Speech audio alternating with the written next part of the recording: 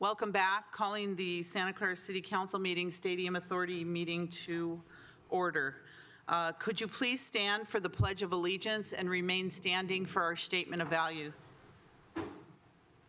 I pledge allegiance to the flag of the United States of America and to the republic for which it stands, one nation, under God, indivisible, with liberty and justice for all.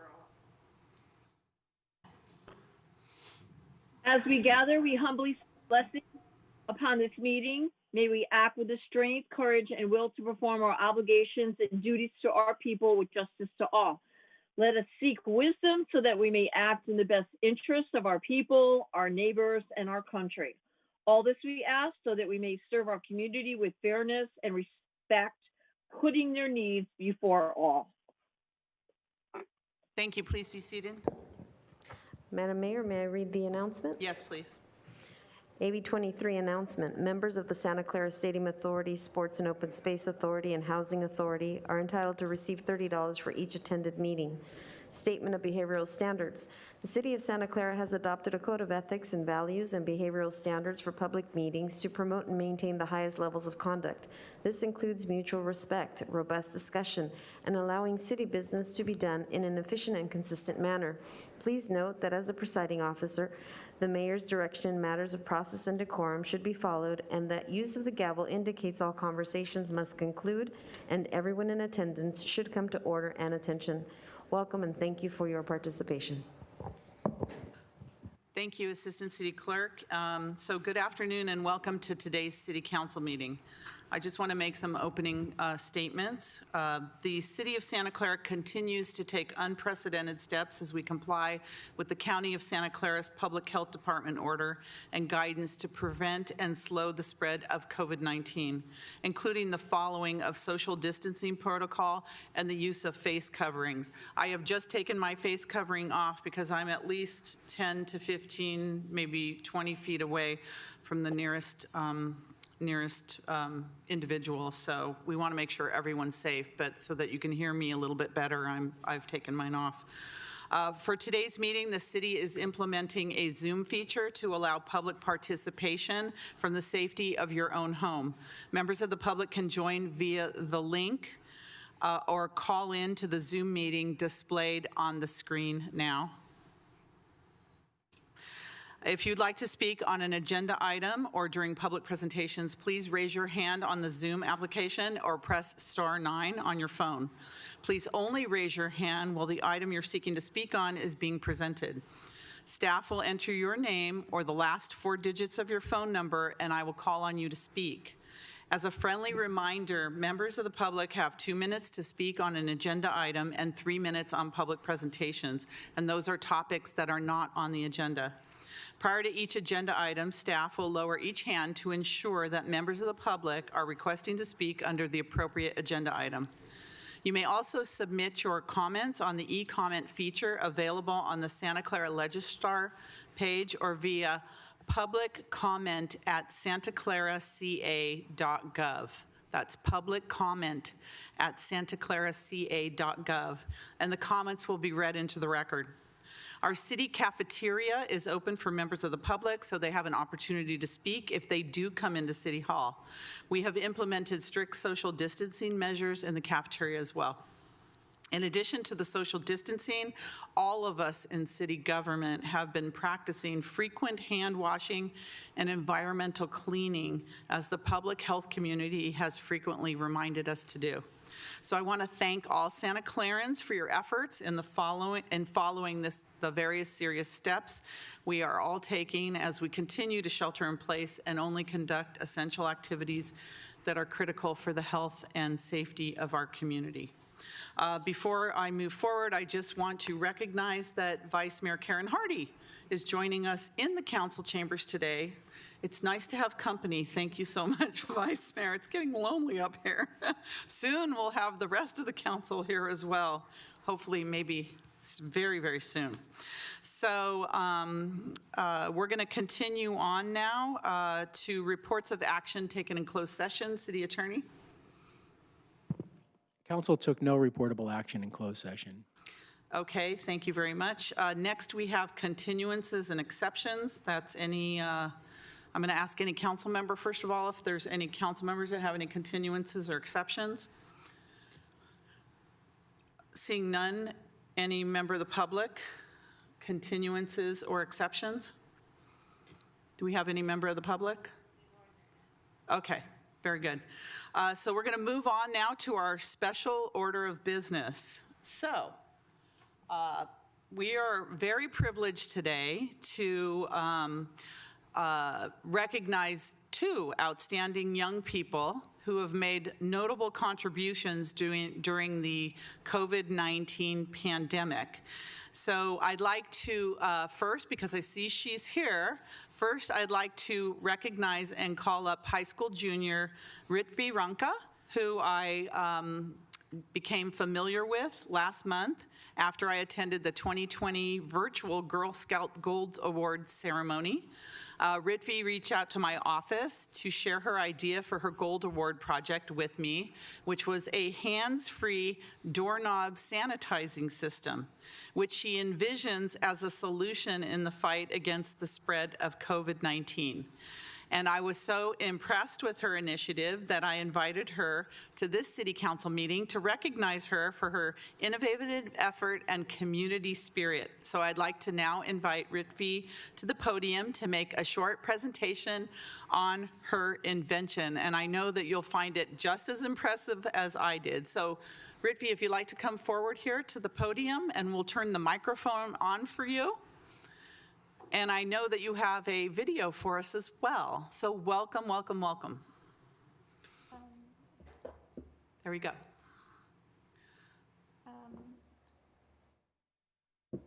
And when you speak, I'm going to ask you to speak right in the microphone. Okay, hi. Hi. I am Ritvi Ranka, and I just want to thank everyone, especially Mayor Gilmore, for inviting me. This is a great opportunity, and I'm so excited to share my device with you. So I'm a junior at Monte Vista High School, and I'm also a Girl Scout, and I'm currently working on my Gold Award. So I'm here to share my solutions towards this pandemic. Next slide. So it was around March when the pandemic hit, of course, and everything was transferred onto an online platform, work and school especially. And so I had a lot of time on my hands, and during this pandemic, the CDC guidelines came out telling us that we should wear face coverings and keep social distancing. After doing a lot of research on my Gold Award, I realized that the main way of transmission of this virus is by touch, and doorknobs are hotspots for bacteria. So then I got thinking, and this became the focus of my project, doorknobs in various public spaces. Next slide.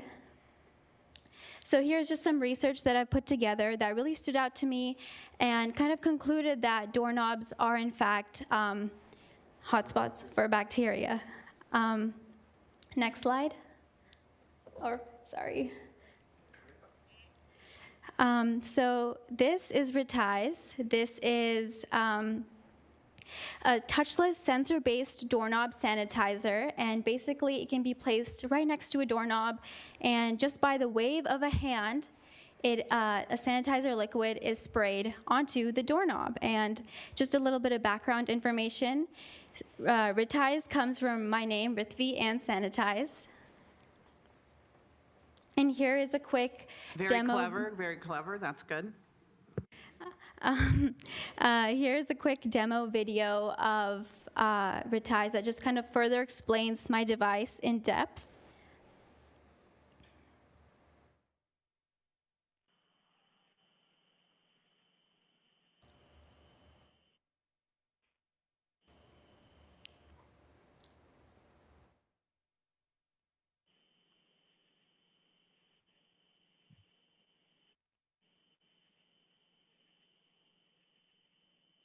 Known as COVID-19, and our government has gone through various extents to help solve this problem, some including hygiene, social distancing, and contact tracing. And even after this pandemic does come to an end, we'll try to be as cautious and as safe to keep ourselves healthy and clean. Every day, doorknobs are often used as hotspots for bacteria, and because of their frequent use, it can often be expected that bacteria will be present. And it is said by CBS News that one doorknob can infect an office space within just hours. And after a study conducted by Worcester Polytechnic Institute, they gathered that 1,323 bacterial colonies were found among 27 door handles. This device is completely touchless. It has a sensor where it sprays when your hand is waved. As you can see, the spray is released onto the door handle without any contact with the actual device. Retize is patented, and research has proven to us that some sort of sanitization method will allow for a better and cleanlier use of hygiene. And eventually, I want to implement this idea in many different workspaces, such as hospitals, schools, theaters, and so much more. Now let's fight this pandemic together. Thank you.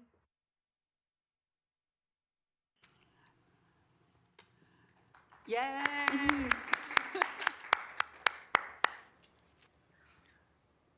So now that I've done my research and built this device, it's time to pilot this device in many different locations. So I have found 5 locations that are very excited to work with me and to pilot and give me early feedback.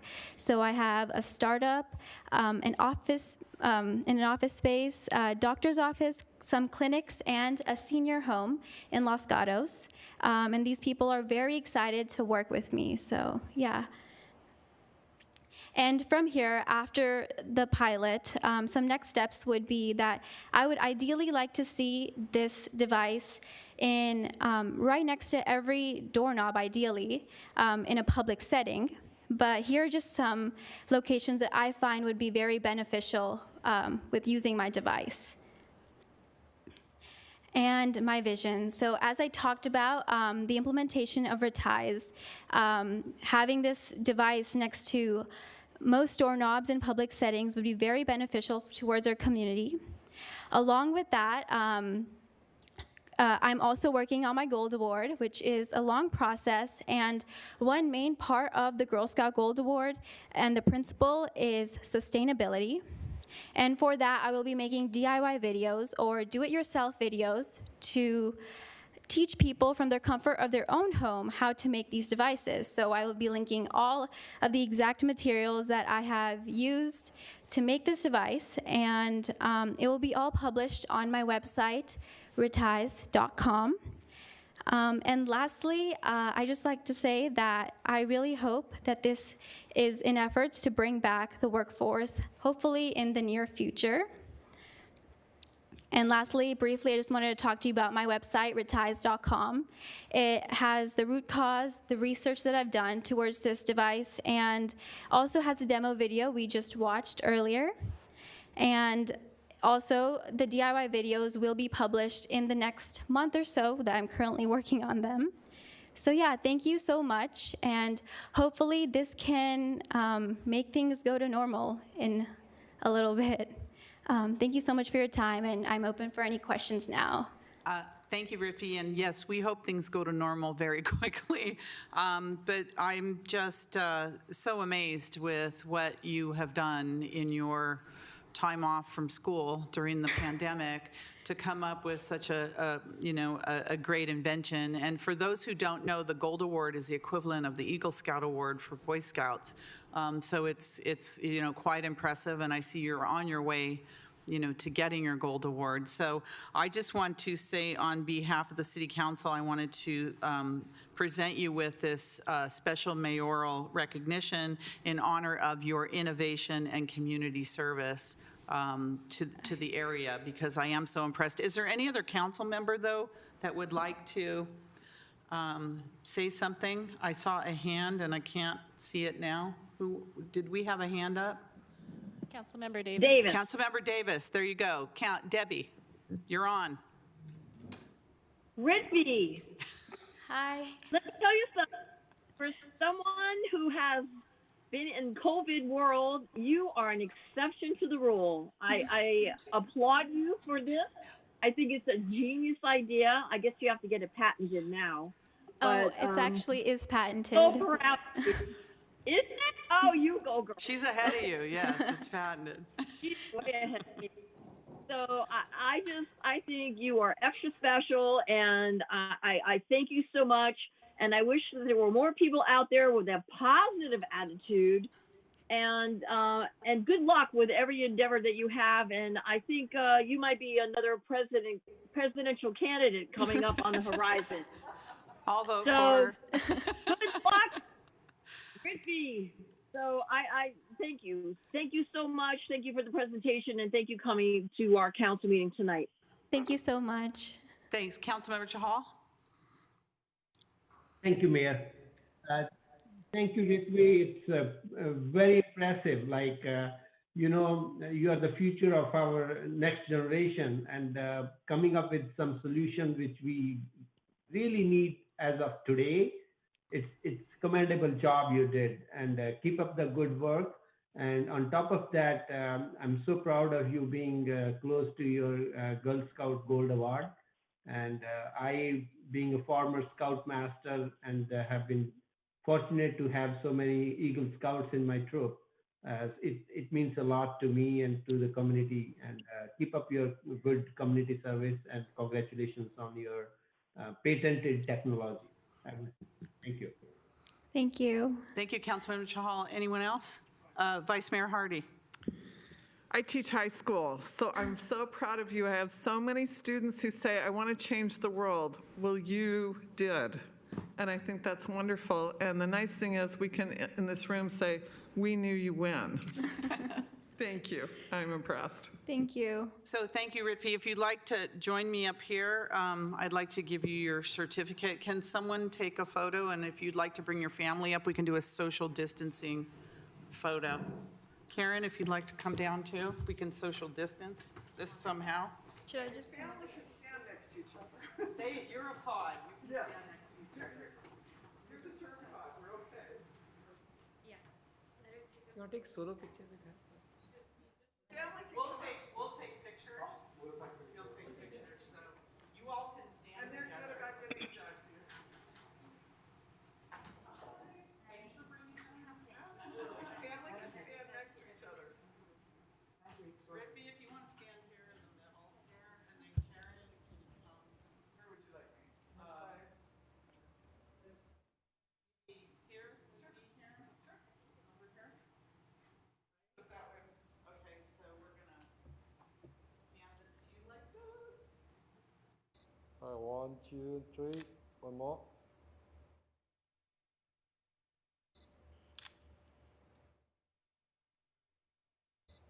We're smiling. Where's your smile? You want to hold it? Yes, let's do that. That makes sense, right?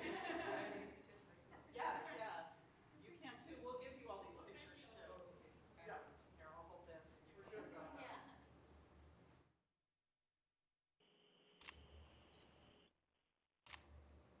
One more, just to be sure. One more. Whole group, everybody. Together. Okay, 1, 2. Right. And I got some pictures up there from you. Took of you, so I'll send them to you. There you go.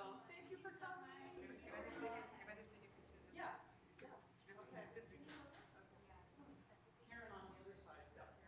Karen. So see you in the middle.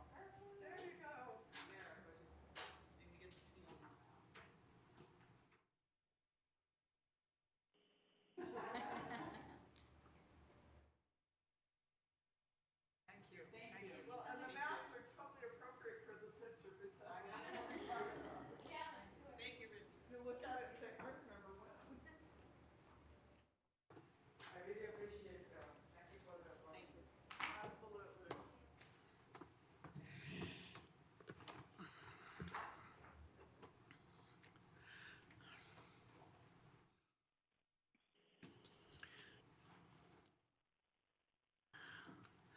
So once you're finished wiping that down, can we bring Sia in?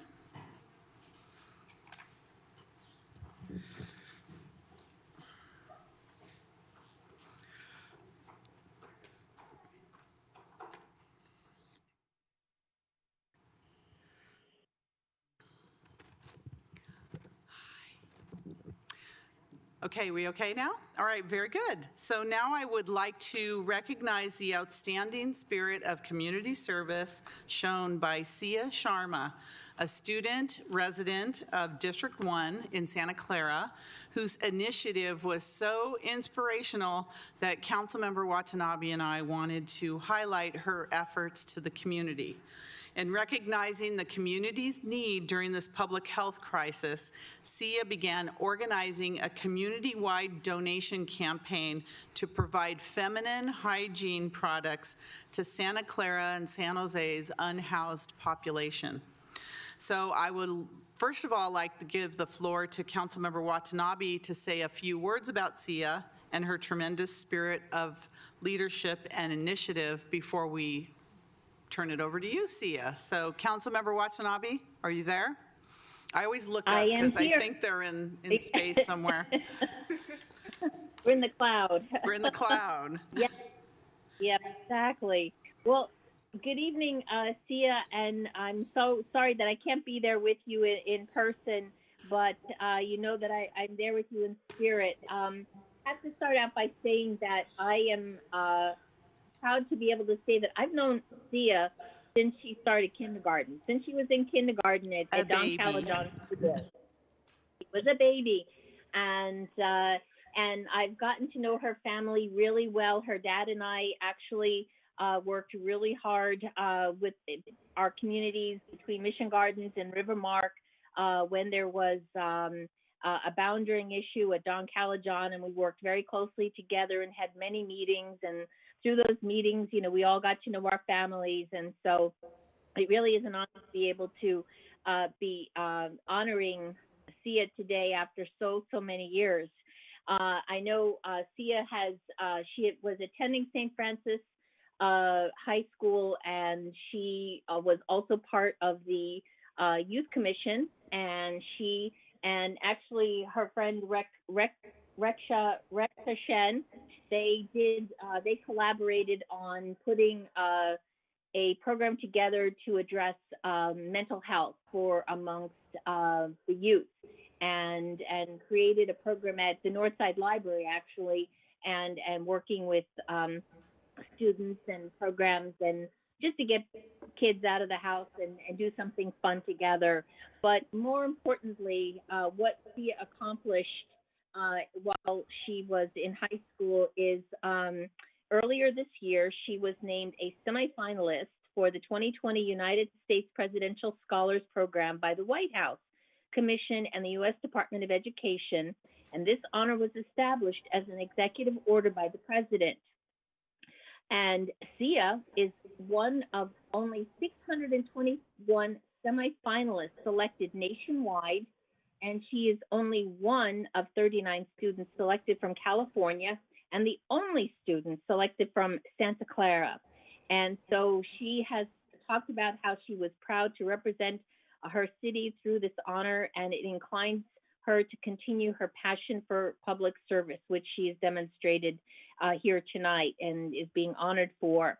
So she just wanted to let us know that the U.S. Presidential Scholars Office asked that they notify local government and media sources about the acknowledgement.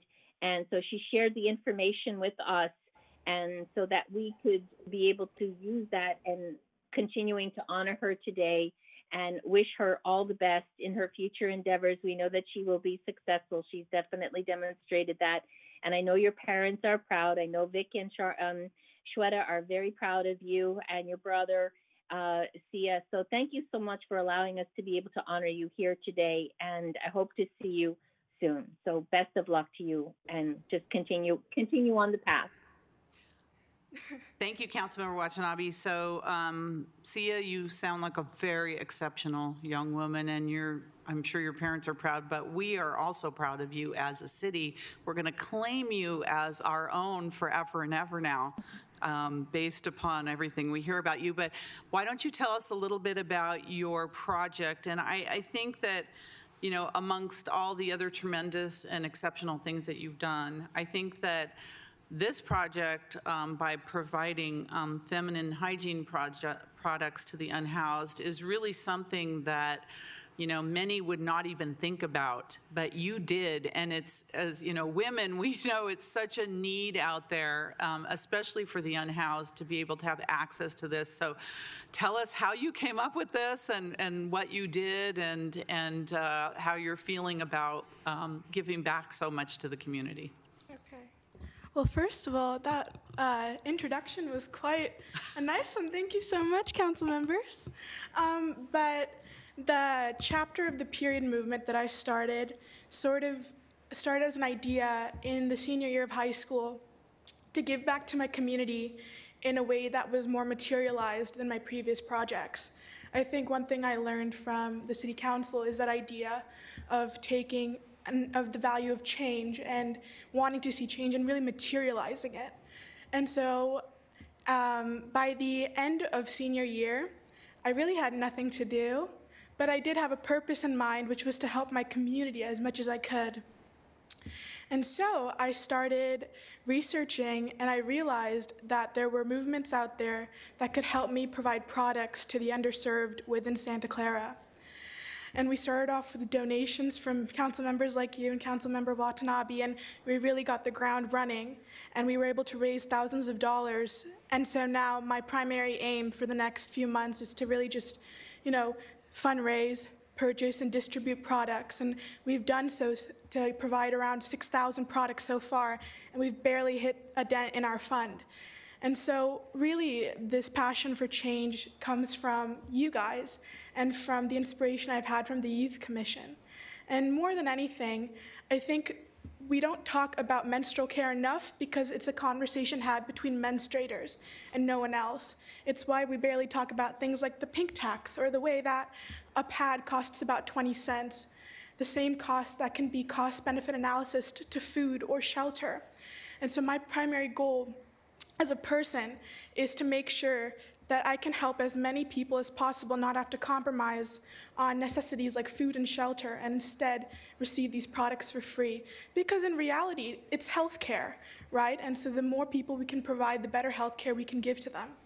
And so that's sort of the primary goal, and one that I envision not only in Santa Clara, but also in Los Angeles, where I'll be heading, where the need is also as disparate as it is in Santa Clara. And so really I took inspiration from everyone here to sort of get the ground running, and it wouldn't have happened if it weren't for the generous people of Santa Clara either, you know. I talk about it takes a village to run what I'm doing, and so it's not just me, it's everyone behind me and everyone in front of me. And so I just wanted to thank you all too. Well, I think what you've done is really tremendous, and especially, you know, at your young age, to be able to not worry about talking about something like a period or menstrual products, I think is extremely brave and courageous that you do that. So that's really what struck me the most, is that you have really identified such a need in our community and have taken action, not just talking about it, but you take action to fill the need and really, really help people at a most basic level. So saying that, on behalf of our city council, well, first of all, let me go to the council members. Are there any council members that would like to say anything to see us? Let's start with Councilmember Chahal.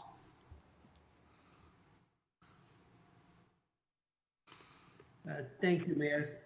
And Sia, congratulations for taking this initiative. And as you mentioned, it's health related, it's hygiene related, and there are so many residents in the community which cannot afford this thing. And your initiative means a lot to that community. And when you take care of that community, basically are taking care of the whole community within our city or within, you mentioned you are moving to LA and you will pursue that thing over there.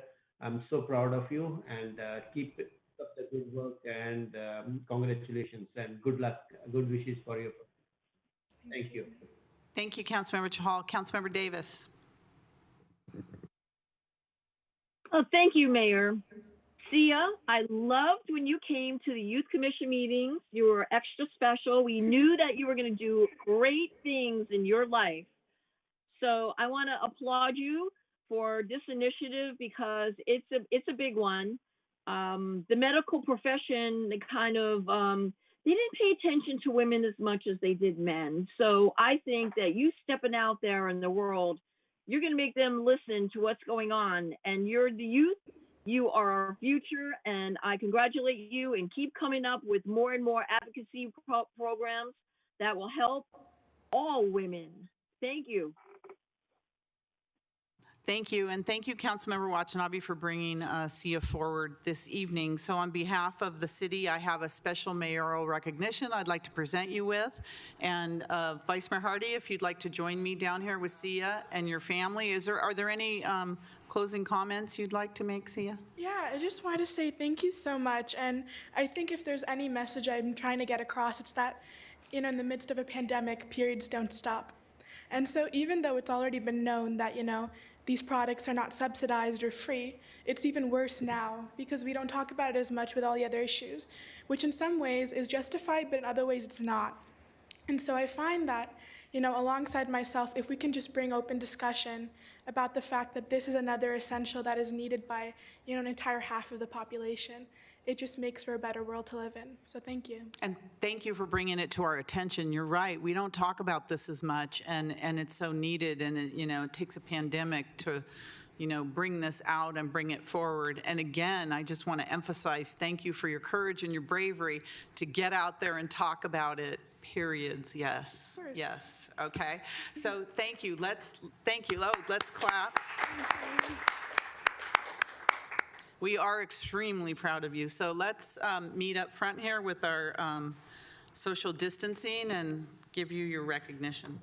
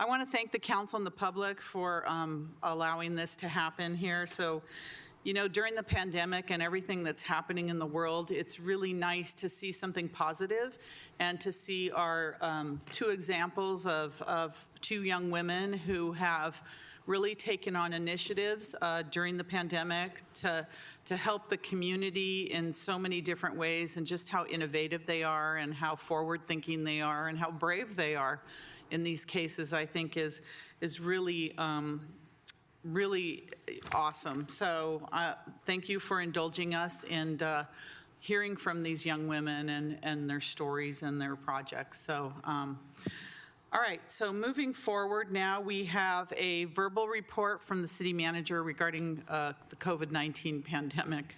City manager? Sure. I just want to acknowledge, too, that that was very inspiring to see smart youth making a difference. And certainly I should pull them aside and talk with them about a career in public service, because we need that kind of inspiration. Speaking of inspiration, I just wanted to go over some of the work that our city staff completed last week, because while it's our 24th week with the state and county orders to respond safely and work through the COVID pandemic, I guess what best characterizes last week is it was blow by blow. And unfortunately, sometimes this is just a normal week for the city. And I just wanted to start that while we have been compliant with the state and county orders, we have still worked to maintain sheltering in place. But last week we were also presented with having to monitor and look for plans in the event that we did need to serve in support of evacuations, all while we continued our own fire response. SVP provided power outage response in very large, unusual, unprecedented forms. We had extreme heat that led us to re-examine how we are providing some of our public service and change and alternate our approaches to regular services. But all during that, we maintained our cleanup campaign and continued to hit the streets and make sure that we are delivering and trying to stay on schedule. We continue to serve the community with all of the COVID support services that we have provided. And in the middle of the thunderstorm, we recognized that we would need to, and the extreme heat, that we would need to open up and extend our hours of the cooling centers, which we did at the last minute. We were able to extend them for the rest of the week and extend the hours. In the meantime, we continued with our reopening plans, as the mayor said, so that one day when we begin to reappear according to the state and county orders, we would be able to better serve the community in person while maintaining our regular services last week. But one of the incidents that took place was the city's first homicide. And our police department responded as they usually do, with all of the best and professional service. They are so skilled and talented that within 24 hours, they were able to identify and arrest the suspect. And in the meantime, while all of that was happening, we had 4 council meetings and prepared for 3 meetings this week and just produced shy of 100 reports. I say that because while we were completing all of this unusual, unprecedented public service, we also didn't forget our regional partners. And in that vein, we also provided mutual aid for the wildfires. They are burning throughout the region and have been since last week. And I want to thank our entire staff across the organization for their response to the wildfire situation during these very difficult times, as I already summarized just last week's events. Unfortunately, some of our employees have been affected by the evacuations, and we are in contact with them and helping them as we go forward. Our police and fire departments have provided personnel to assist with mutual aid on several fires, including the SCU Lightning Complex around Calaveras Reservoir above Milpitas and the river fire outside of Salinas. They are actively fighting fires and providing structure protection. Our police department is also sending officers this week to assist with wildfires in the Santa Cruz Mountains. Our water and sewer utility staff are also getting ready for potential deployment of our Tap Water Express to Davenport to provide drinking water and are making water available for firefighters and residents. The smoke and the air quality is another issue that we worked through, and it has affected some of our city programming, such as we've had to cancel some of our library curbside pickup service and bookmobile services. They were suspended at Central Park Library as well as North Branch Library, as well as our outdoor activities. We had to suspend lap swimming at the International Swimming Center and some activities in our athletic fields. It was nice to see the ISC reopen today and to see our happy customers and residents swimming. To offer public relief from the heat and smoke, I mentioned that we did continue and extended our operations for our cooling center. And if smoke and heated weather returns, we'll be prepared to do the same. So I just want to I'm going to hand off to Lisa to give us some numbers and an update from the county EOC, but I just wanted to acknowledge that during multiple unprecedented emergencies, during the most unusual of times, staff met these multiple challenges while providing regular service, providing special service, and mutual aid and emergency response for Santa Clara residents and our region. We are busy and sometimes we are exhausted, but we continue with our commitment to Santa Clara residents and how we live our values of public service. So what's coming? In September, beginning next week at the council meeting, we are going to bring forward some additional small business assistance programs, particularly looking at setting policy for third-party delivery services.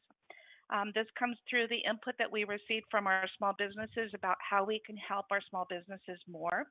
We are going to be proposing a funding plan coming out of the Economic Development, Marketing, and Communications Committee for how to use the 1.6 CARES Act dollars, as well as including a proposed second round of resident rental assistance and small business assistance. And then next week, publicly, we'll be speaking about our Healthy Meals 2.0 for our residents in need of food security. But first, next week, we'll also bring forward the closure of Healthy Meals 1.0 and hear from staff and testimonies about that service. With all of this going on, I just want to thank our staff for living the value of public service and continuing to provide the best service possible under the most unusual times. Thank you, staff, for all the good work that you have done. And Lisa, I'm going to hand it over to you, and she will be providing an update that is compliant with Government Code Section 8630, and that's an update on the state of our local emergency. Lisa? Thank you very much, City Manager Santana, and thank you so much for your leadership, very steady leadership, also inspiring during this time. Good evening, Mayor Gilmore and council members. This is Lisa Schoenthal.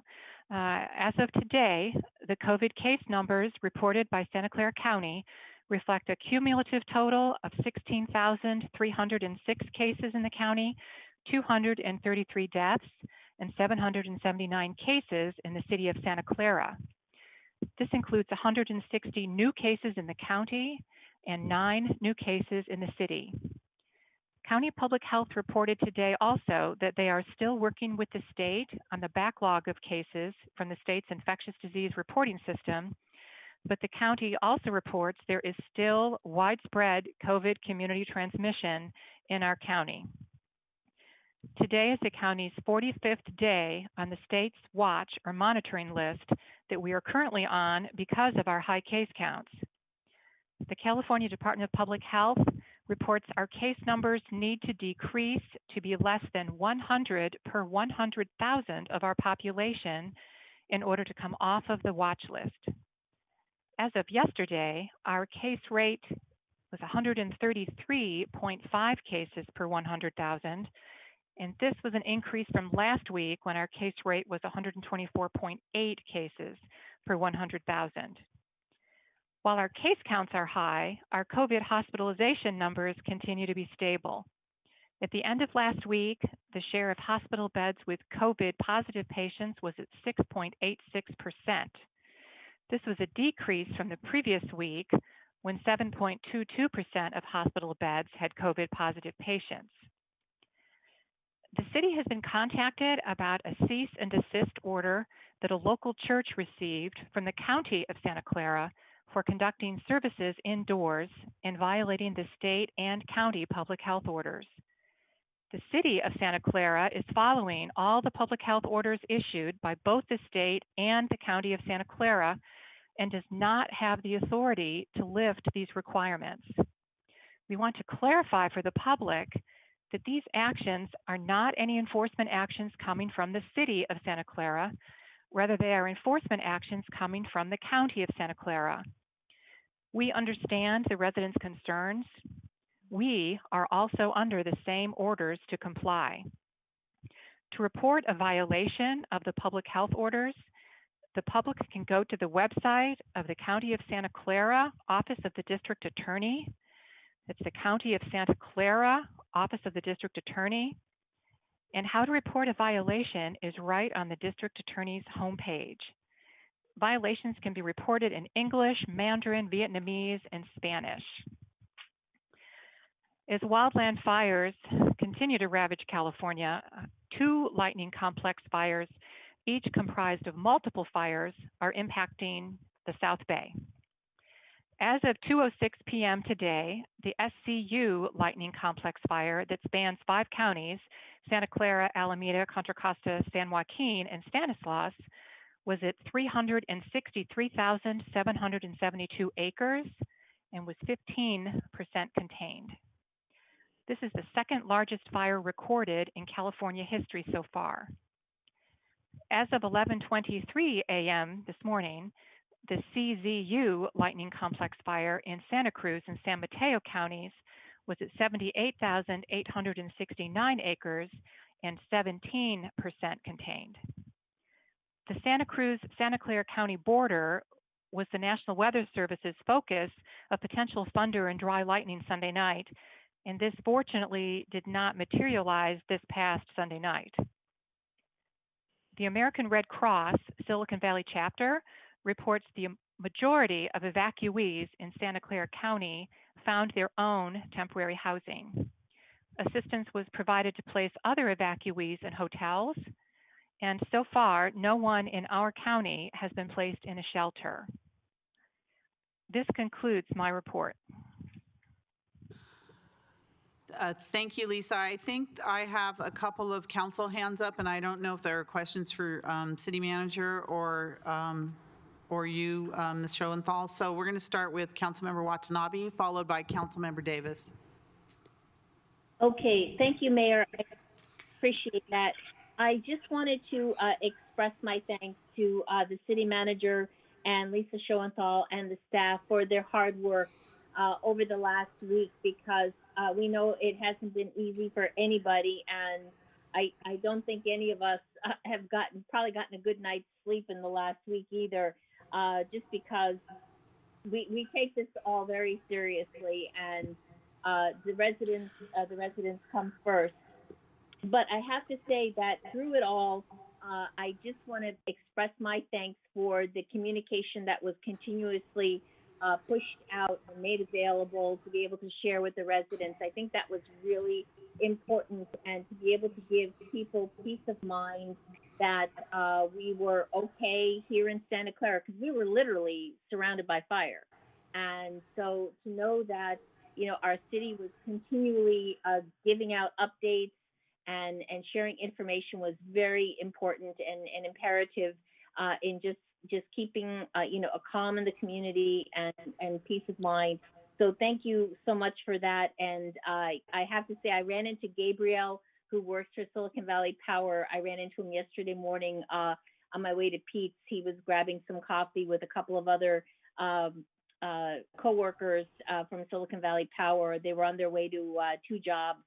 And I just got a chance to be able to talk to him one-on-one, and he just told me about, you know, the hours and what they've been through over the last week. And so it was nice to be able to, number one, hear him tell me what they've been going through, but number 2, to be able to express thanks so that they know that, you know, their hard work is appreciated because it's not easy. I mean, they are frontline workers, just like the firefighters, just like the police officers. They are frontline workers as well and contribute just as much. I even heard that discussed in a CAL FIRE today, just an update. They talked about the importance of the electrical companies and what they contribute. So we're just so fortunate to have Silicon Valley Power here and working so hard. I will say, one is on a personal note, while we're here in Santa Clara, I have a sister that lives in Tampa, Florida, and they were looking at the potential of 2 hurricanes hitting them at once. And so my poor father in New York has been praying a lot, let's just say, for his daughters in the last week. And I know that I think the hurricanes, the tropical storms that have now become hurricanes have bypassed Florida and heading in other directions, but still it was a little daunting there for a while for our family.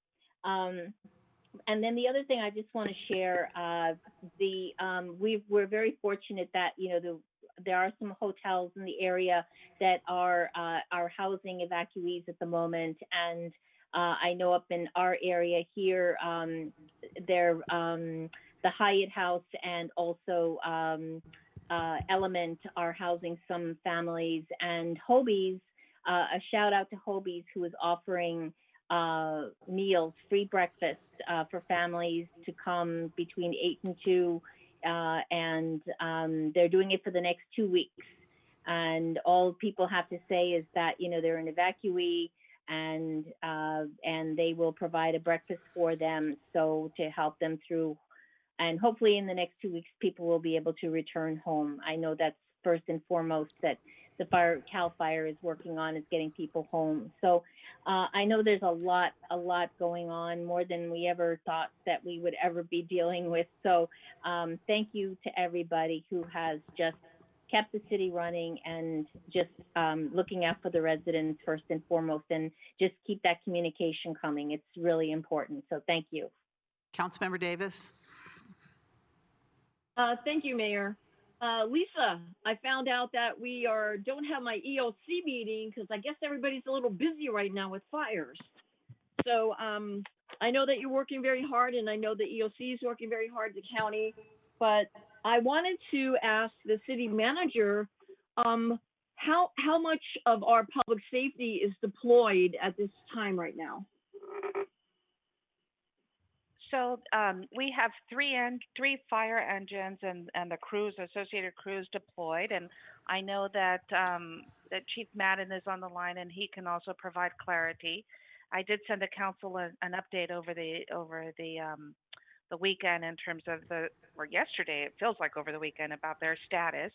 But we do have 3 engines deployed, and we are sending 2 police officers to Santa Cruz each day this week to help with some of the response with respect to making sure that Santa Cruz County residents are protected, as well as their property is protected.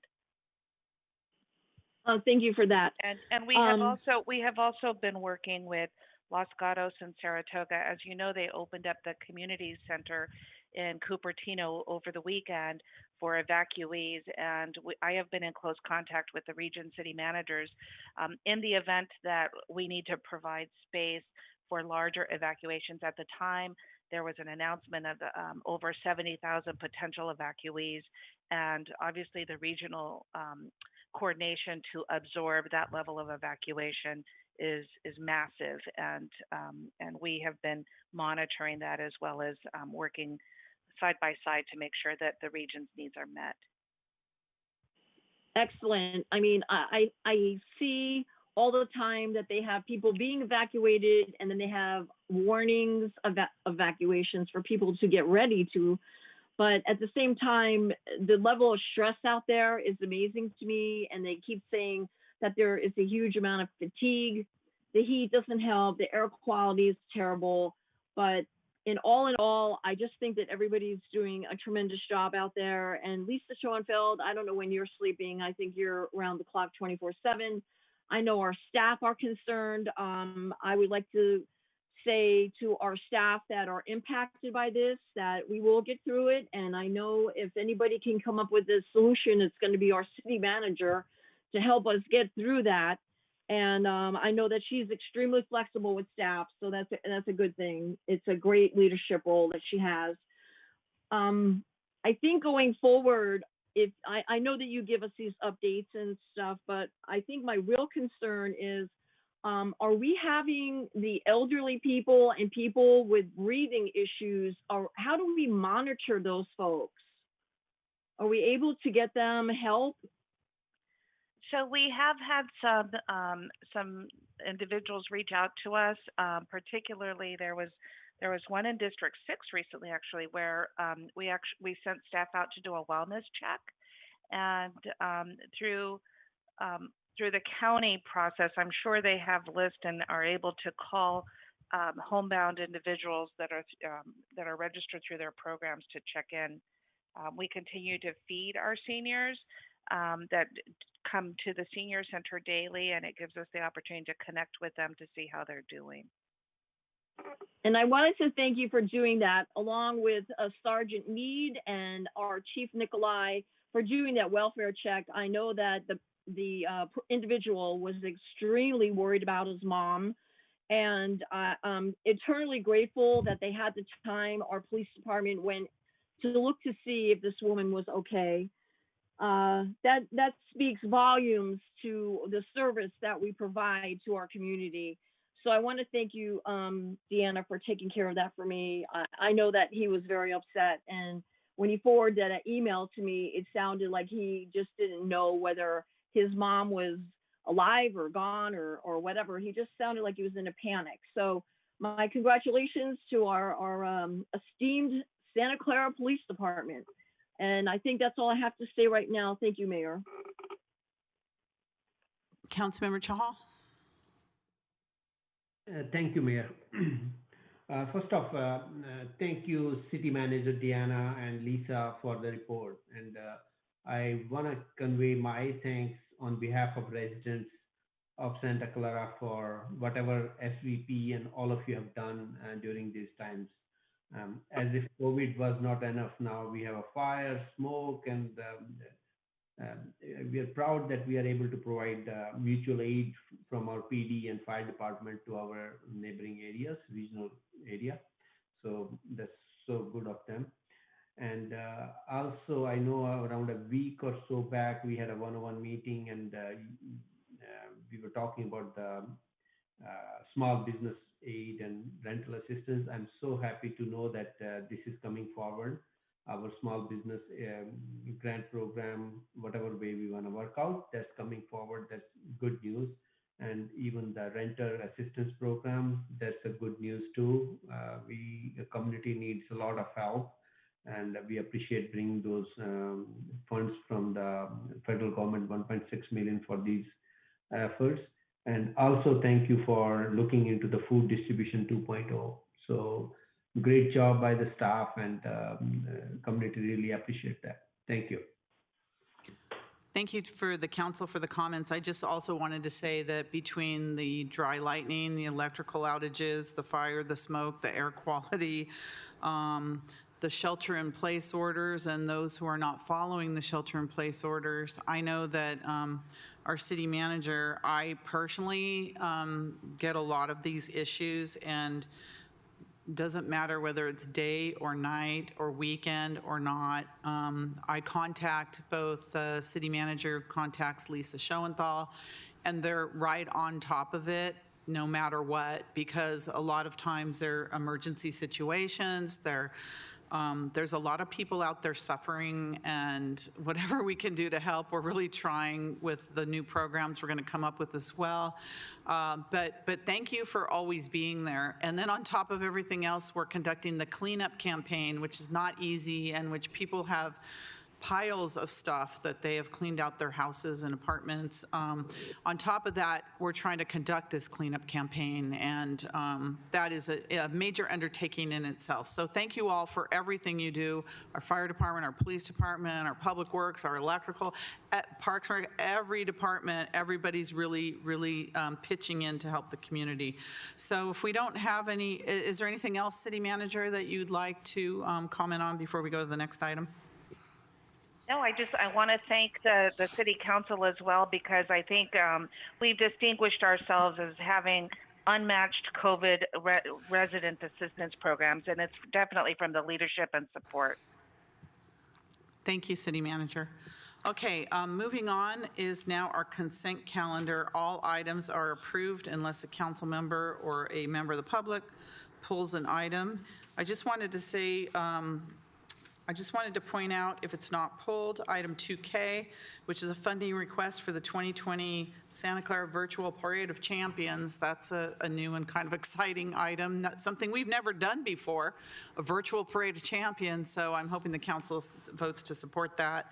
But keep an eye out for that. You're going to see a lot of information coming out about that and how to enter and how to watch and everything else. So it's pretty exciting. Is there any council members? All right, Councilmember Watanabe. Yes, thank you, Mayor. I would like to pull item 2L, please. L like Larry. 2L. All right, Councilmember Chahal. Oh, let me say what that item is. It's for the public's sake. Public hearing on a tentative parcel map for 2305 Michigan College Boulevard. All right, Councilmember Chahal. Thank you, Mayor. I would like to pull item 2M. 2M. Okay. And that is informational report on dates and purpose of Stadium Authority and Stadium Manager meetings for the period April 1st, 2020 to June 30th, 2020. Okay. Anyone else? Any member of the public want to pull an item for discussion? Madam Mayor, Yes. I have a few comments, e-comments. Oh, an e-comment. Yes. Why don't you go ahead and read, and which item is it on? First e-comment is for item 2E. 2E, and that item is action on a reimbursement agreement for formation of a community facilities district in the Tasman East specific plan area and related budget amendment. Okay, go ahead, read that comment. This is from Suds Jane. It reads, I think Jones, Hall, and Goodwin Consulting left some loose ends for the Levi's CFD. They specified an annexation area in which it is optional to join the CFD and pay the extra hotel tax. Most new hotels have joined the CFD, but since it is optional, I hear the related Santa Clara's hotel may not be part of the CFD, even though it is so close to the stadium. The annexation area remains a big loose end. We need to make sure Tasman East is done right with substantial public art fees. End of comment.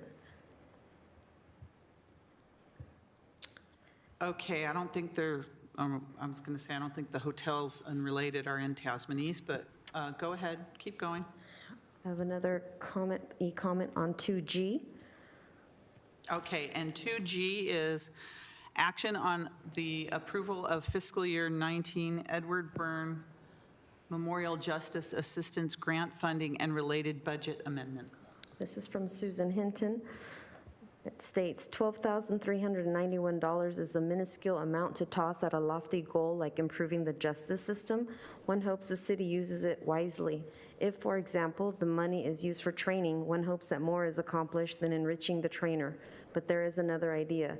Use the money to recruit minority police and to identify and remove barriers that might cause such new recruits to want to leave. End of comment. Okay, is that it? The next one is for 2H. 2H, update on Tasman East specific plan implementation. This is from Susan Hinton. The projects list shows that 8.5% of planned Tasman East housing units are affordable. This percentage should increase since those with the least ability to pay rent are most likely to work in the project's proposed retail shops. When low-income workers live far from work in areas with substandard or no public transportation, all car-related fees fall on their shoulders and eat away at their low pay. A sustainable Santa Clara should welcome its workers to live within its borders. End of comment. And that concludes the e-comments. Okay, thank you. Is there a motion to approve the balance of the consent calendar? So moved. Motion by Councilmember Davis, Second. Second. second by Vice Mayor Hardy. Assistant City Clerk? Vice Mayor, Vice Chair Hardy. Yes. Councilmember Board Member O'Neill. Yes. Councilmember Board Member Davis. Yes. Councilmember Board Member Watanabe. Yes. Councilmember Board Member Shahal. Yes. Mayor and Chair Gilmore. Yes. And that passes unanimously. Thank you. The next item we have on the agenda is public presentations. City Clerk, Assistant City Clerk.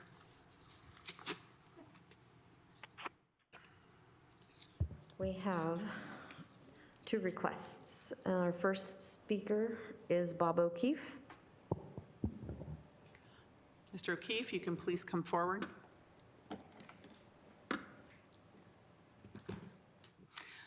I think someone will turn, there we go. It automatically turns on magically. Magic. It's magic. Okay, can't see with my thing on here. Okay. Welcome. Great, thank you.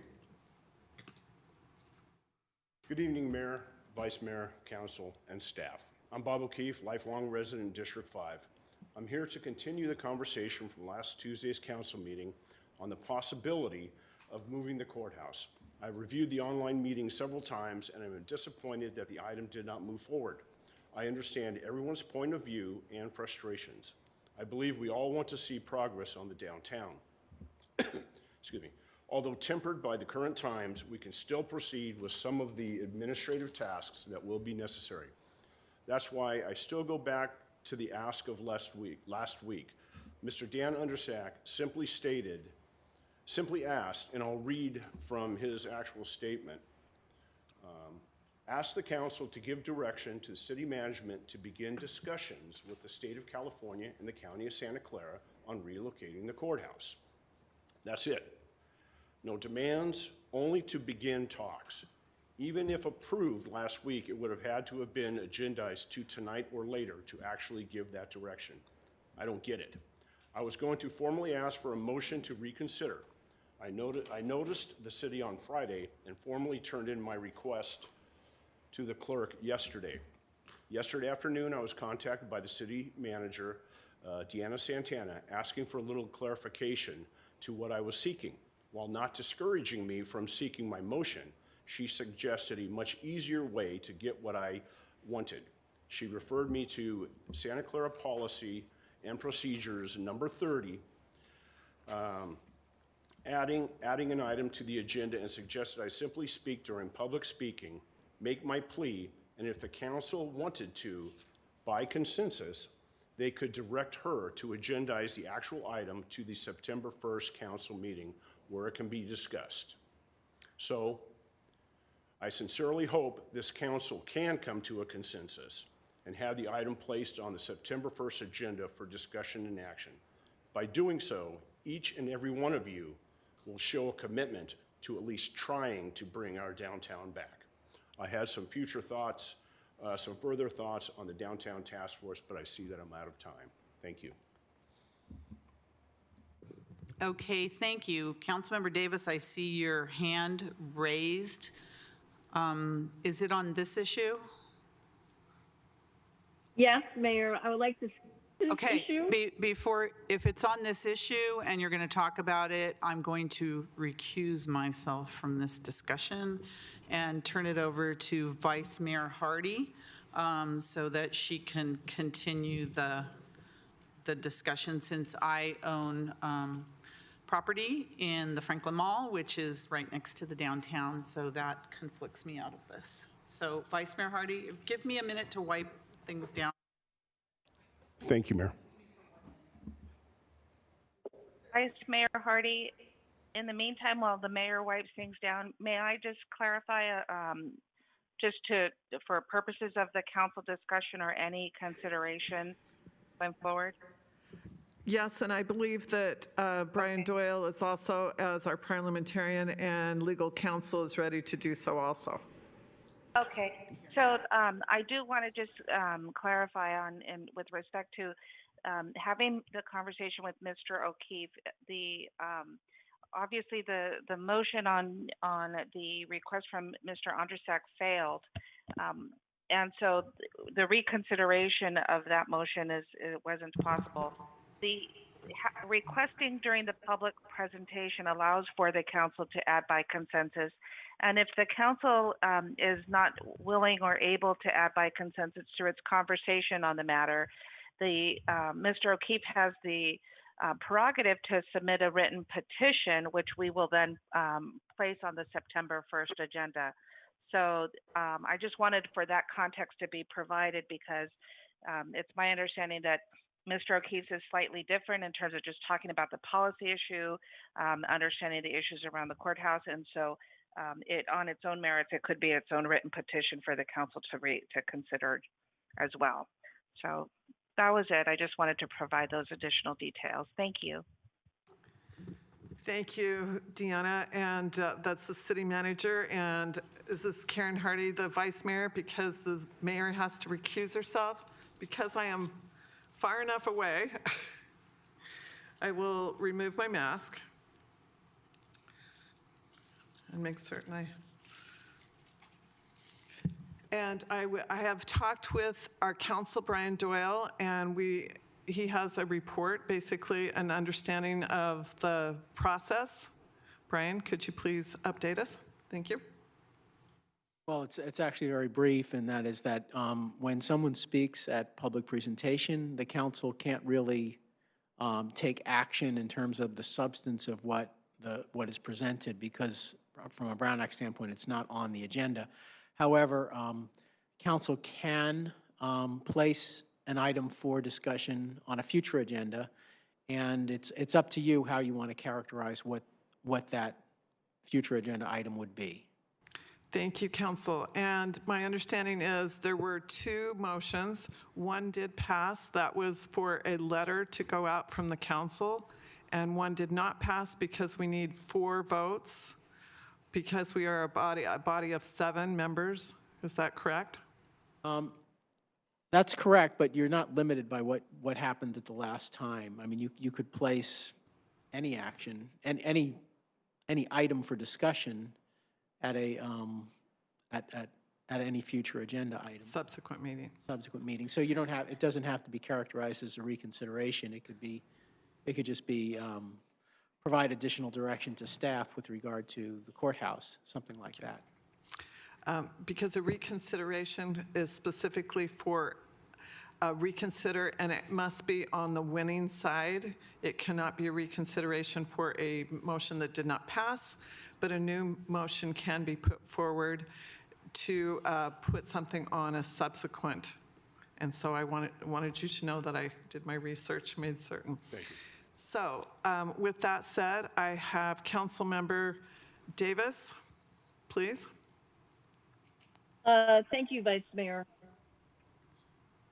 So I want to add to Mr. O'Keefe's request to put this on a future agenda. I agree with that. I think that the courthouse meeting was a very heated topic of conversation, and I wanted to bring people back to what initially happened February 5th, 2019, when Anna Vargas Smith requested a meeting with me. I was the chair of the Downtown Revitalization Committee before it was put to the full council. So what happened at that meeting was the CEO of the Superior Court, Rebecca Fleming, attended along with Anna, Mary Grizzle, Skip Pearson, and Karen Ortizoni. And that meeting was to discuss the courthouse. And what happened in that meeting was Rebecca reminded us if there was a plan that they would entertain it and that they would come back. They said because we were too early in conversation that they could not do anything at that time. So Andrew Crabtree also was in attendance because Manuel Pineda was not available. He was at another meeting. And we left that discussion to go back to the task force. So I understand that there is some angst going on here, but what I would like to do going forward to make this work for everyone and the downtown revitalization old quad committee, let you know that the council is behind you 100% and always has been. But I understand we are living in COVID. I understand there are fires out there right now and staff is at its limitations, but that doesn't mean that we can't get this job done. So I would like to request by consensus of the council that we add to his agenda item that we put on September 1st, which would be next week. And according to our council, that I can give clear direction for discussion. So I have 4 items that I would like to add to that request. One of them is to elect for the task force a chair and vice chair so that they will be able to attend a special order of business that we do where they can come and tell us and update us what goes on, just like a commission does. That would give them a little bit more power in what they do. The other thing is that they can have that taken care of on their September 17th meeting that has been widely publicized by the city. Thank you very much. And I also would like them, or the staff, to work on a schedule that would work for them so that the task force is able to work with our staff on the agendized items. A particular thing came to my attention about a survey and that they didn't know the survey went out or what was on the survey. So I think that we need to have a little bit better communications with staff and also with this committee. Councilmember Davis, Councilmember Davis, the concern is the only discussion we can have is whether this should be agendized for a future meeting, not with specifics. Am I correct, Council? No, Just a minute, Councilmember Davis, I'm asking for council's. I think that the problem with the specificity of the description of the agenda item is that's going to engender a much bigger discussion among the council. And from a Brown Act standpoint, that's really not on the agenda. So I really think that you just need to keep the agenda item general at this point and just say, do we want to bring up the topic of what to do about the courthouse on the next agenda? And then you could have this substantive discussion next week. Thank you. When the public has some idea that they could come and weigh in on all of these topics. Thank you. I appreciate that. Councilmember Davis, if you would like to make a motion then to put this on the September 1st agenda so we could have an extended discussion, is that a motion? Okay, so you're saying that we can't specifically give some direction for staff to bring this back to this committee. You're saying that we need to agendize it now and then have the conversation on September 1st. Council, is that what I'm hearing? Council, is that correct? I think that would be the safer way to go from a Brown Act standpoint. Yes, we have to be very careful of the Brown Act because this is not an agendized item. We can say that we can make a decision to bring this back and then have a discussion and have give our staff more direction at that point. Okay, now that is clarified, then I would like to make a motion for my council as consensus to put this item on the agenda for December 1st and we would have the conversation September 1st, and hopefully that the item I was talking about will be taken seriously for this task force. Thank you. And I have a second on.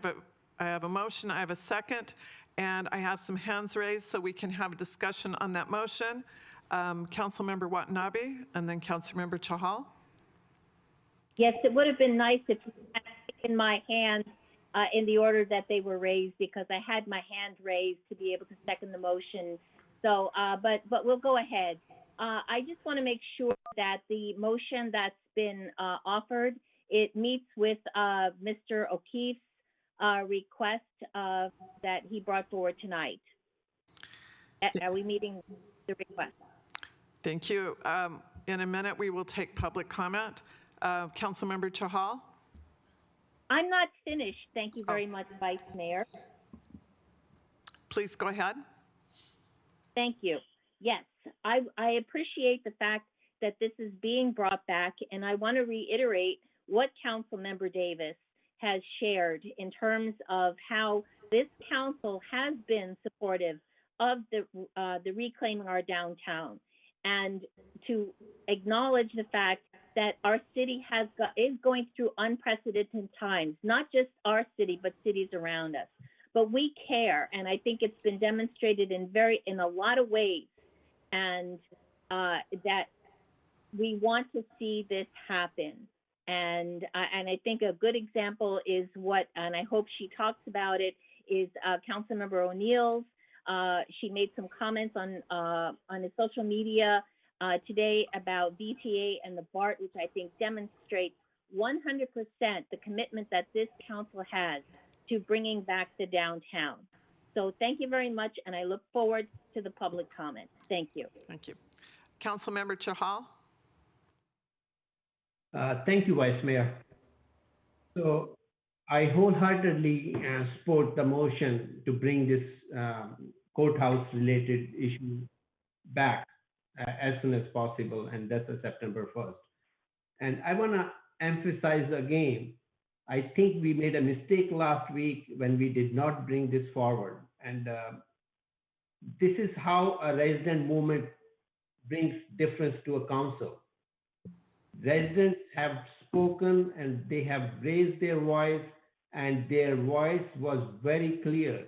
They wanted something to be done, and that's where we are today.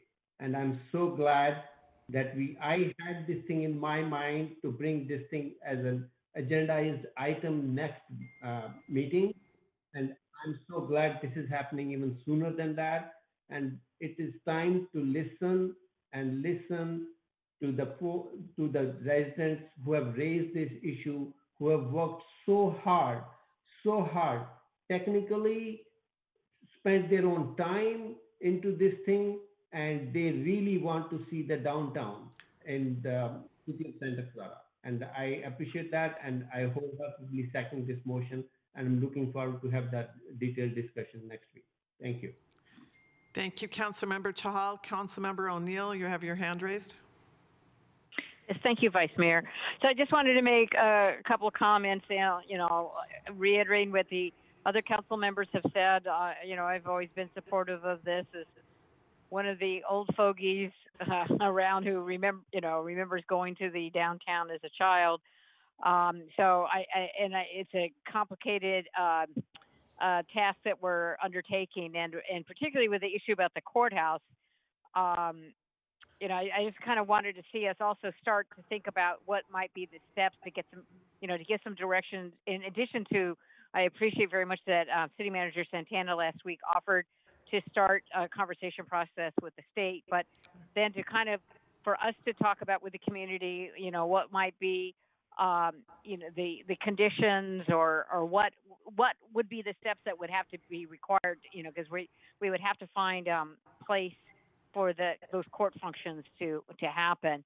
And I view that part of this is like, and I think Councilmember Watanabe referred to that. I made some comments about BART and transit. I've been working on some of these transportation issues for years, and I'm very actively engaged in trying to get more Capital Corridor and ACE, the Altamont Corridor Express trains coming through Santa Clara and stopping at downtown. Councilmember O'Neill, please keep your statements to the motion about putting this on the ballot, please. All right, okay, sorry. Thank you. I think it's appropriate. I'm supportive of this. I supported it last week, and so I'm looking forward to a positive vote and a discussion next week. Thank you. Thank you. Councilmember Davis, the maker of the motion, did you have another comment before I took anything from the public? Oh, you are going to? Okay. I wanted to thank Bob O'Keefe for bringing this back. And I know that it was a very heated conversation, but at the same time, he knows what's going on. He has a pulse of the community. And I was hoping that let's just take public comment, and then you'll get to hear what everybody has to say, and then we'll take the vote. Thank you. I'll open for public comment. Mr. O'Keefe? Yeah, thank you, Vice Mayor. Again, I believe the question was asked, was this what my desire or something? It's still the same exact that Mr. Undrasak had last week. Simply ask the council to give direction to city management to begin discussions with the state and the county on relocating the courthouse. And I think it's very simple. And I would also like to thank not all the council members, staff, City Attorney Doyle for his comments there, but especially the city manager, because I was going to go this other route that I had figured out, and it was very complicated. And the city manager actually reached out to me and said, hey, what are you trying to do? How are you trying to get there? May I suggest this? And it seems that this is going to work, and it saved everyone a lot of time, and I am thankful that every single council member and staff is really supportive about this downtown. Thank you. I would concur. We have an excellent city manager. Do we have any other public comment on this? Please come forward.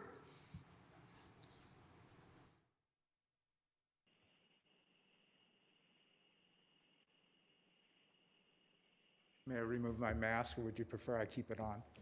You're more than 20 feet away. Thank you. I'm Frank Lemon. I'm here from Reclaiming Our Downtown.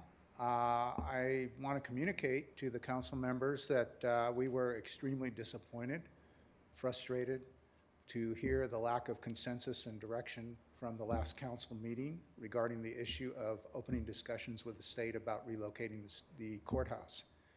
I'm hopeful, based upon what I've just heard, that we can agendaize the item for discussion in the September 1st or the December 2nd meeting, and I hope that that can go forward.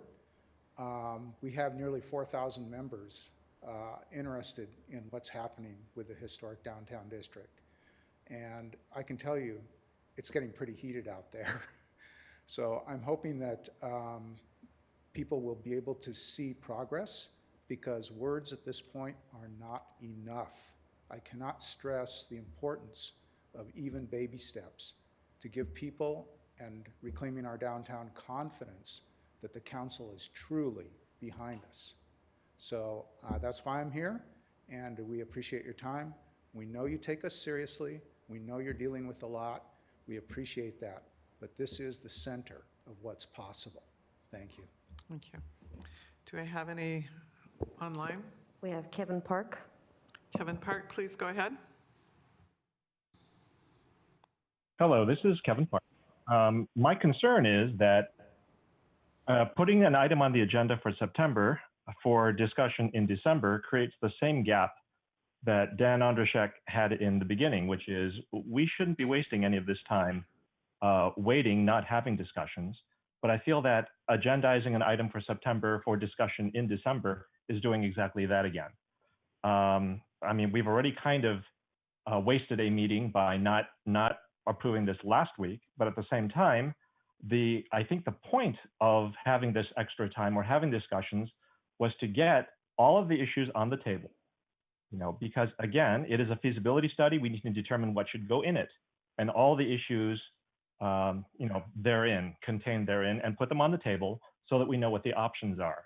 And again, I'm glad that we're agendizing the item, but any suggestion that we should be agendizing it for discussion in December, I would like to see that moved up just a bit, because this is the same thing as saying, as the initial thought last week, where we wanted to move this past, into December in the first place. I think that's what brought up the initial discussion. Thank you very much. Mr. Park, there may be a bit of misunderstanding. When the motion was made, it was first said December, but the council member corrected themselves and said September, if I am correct, from the city assistant city clerk, that I have gotten confirmation for that. So that is to bring that back to the council in September. Thank you. Oh, understood. And I just want to make sure that the discussion in September is not for putting something on the agenda for December. I just want to. Thank you. Well, No. even if that's not part of the action, I want the public to be clear that we have a lot of time for discussion in between September and December. Thank you.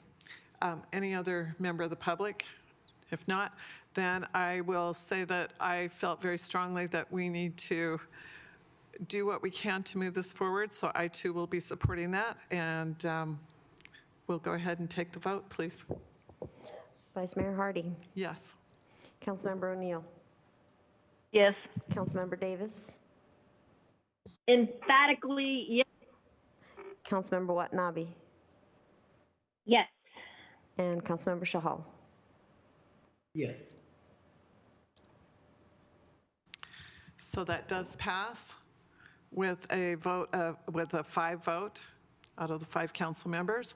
And I will be turning the dais back to to Mayor Gilmore, and we'll need to once again wipe it down. So we'll need to take a short break. Thank you.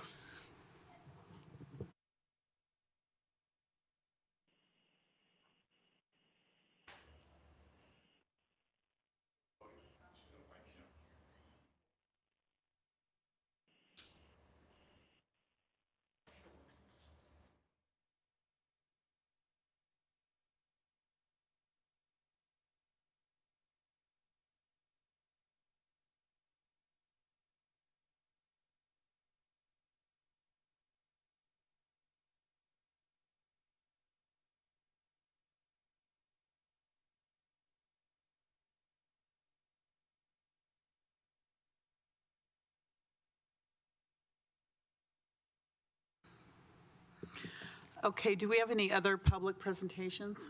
Assistant City Clerk? Any other members of the public? Do we have anyone out there? Okay, none? All right. Moving on then to consent items pulled for discussion. The first item we had was from Councilmember Watanabe, and that was item number 2L. And 2L is public hearing action on a tentative parcel map for 2305 Mission College Boulevard. So I guess I declare the hearing open, City Attorney? Is that what I do? It says public hearing. Yeah, since it's pulled, then it will be a public hearing. Okay, thank you. So Councilmember Watanabe, you pulled the item? Okay, yes, thank you very much, Mayor. I appreciate it. Yes, I asked for this to be pulled because I just had a couple of questions. I have had communications with Director of Community Planning from Andrew Crabtree, and because I had some outreach from the residents that are in the neighborhood adjacent to where this data center is going to be built. So I wanted some clarification on what exactly was happening, and I understand that the property is being divided into 2 parcels. However, I still have questions regarding, I guess there are 2 buildings going to be built now as a result, and just want to know what the impact of the power to those buildings, how it may impact the neighborhoods, if there will be any kind of impact, as we saw this past or last weekend with the lightning storms. The Agnew substation was knocked out for a while, and it was Mother Nature at work. However, will having an additional building put a strain on the substation? Are there plans to upgrade it? And how it will impact the neighborhoods in basically Lake Santa Clara that's adjacent to where this is going to be built. Okay, thank you. I thought this was just to approve a parcel map, but Okay, whose staff is going to talk about this? Which staff member? Thank you, Mayor, Councilmember Watanabe, Manuel Pineda, Chief Electric Utility Officer. Yes, to answer your question, this project does not affect Agnew substation, and we'll definitely get into a little more detail about how the things that happened this weekend. Last week, as part of the quarterly report for Silicon Valley Power, this project includes its own substation as part of the development, so it will be served by its own substation, so it does not affect the Agnew substation.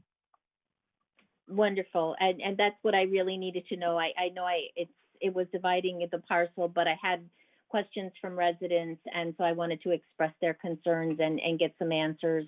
So thank you very much for that. So with that, I'd make a motion to approve staff recommendation on 2L.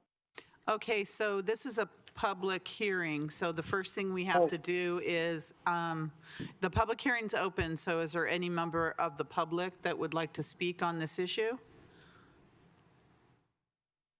No? Okay, seeing none, is there a motion, Councilmember Watanabe, to close the public hearing? Motion to close the public hearing, Mayor. Second. Okay, there's a motion and a second by Councilmember O'Neill. I think that was O'Neill. Yes. Yeah, okay. Assistant City Clerk, vote on that. Vice Mayor Hardy, Yes. Councilmember O'Neill, Yes. Councilmember Davis. Councilmember Davis? Yes. Thank you. Councilmember Watanabe? Yes. Councilmember Shahal? Yes. Mayor Gilmore? Yes. Thank you. And that passes unanimously to close the public hearing. Councilmember Watanabe. Yes, thank you, Mayor. With that, I move to approve motion. I move to approve staff recommendation on item number 2L. Please. Second. Okay, motion a second to approve staff recommendation. Who was the second? Davis. Thank you. Davis. Vice Mayor Hardy, Yes. Councilmember O'Neill, Yes. Councilmember Davis, Yes. Councilmember Watanabe, Yes. Councilmember Shahal, Yes. Mayor Gilmore. Yes. And that passes unanimously. Thank you very much, Councilmember Watanabe. The second item we had pulled for discussion was Councilmember Chahal, and it's item 2M, so now we're going to put on our Stadium Authority hats, Authority Board members. Informational report on dates and purpose of Stadium Authority and Stadium Manager meetings for the period August 1st, 2020 to June 30th, 2020. Authority Member Chahal. Thank you, Mayor. I know this item came after the Harvey Rose audit report mentioned that the meetings between the Stadium Authority should be reported to the council. So my only request is we have been reporting only the dates and a brief discussion about what's going on. I would like to have, because there was reason for this Harvey Rose audit was to make it more transparent what's being discussed in the meeting. So I would request going forward, we should have a meeting minutes to be presented to the council and to the residents, what's going on in these meetings. And that's only my request going forward. For now, it's okay. I did get the agenda for all these meetings, but going forward, we should have agenda as well as the minutes of the meeting. Oh, okay, thank you. Executive Director Santana, did you want to make a comment on that? About minutes of these meetings? I see the agendas. We do have all the agendas. I can see there's quite a few things on these agendas.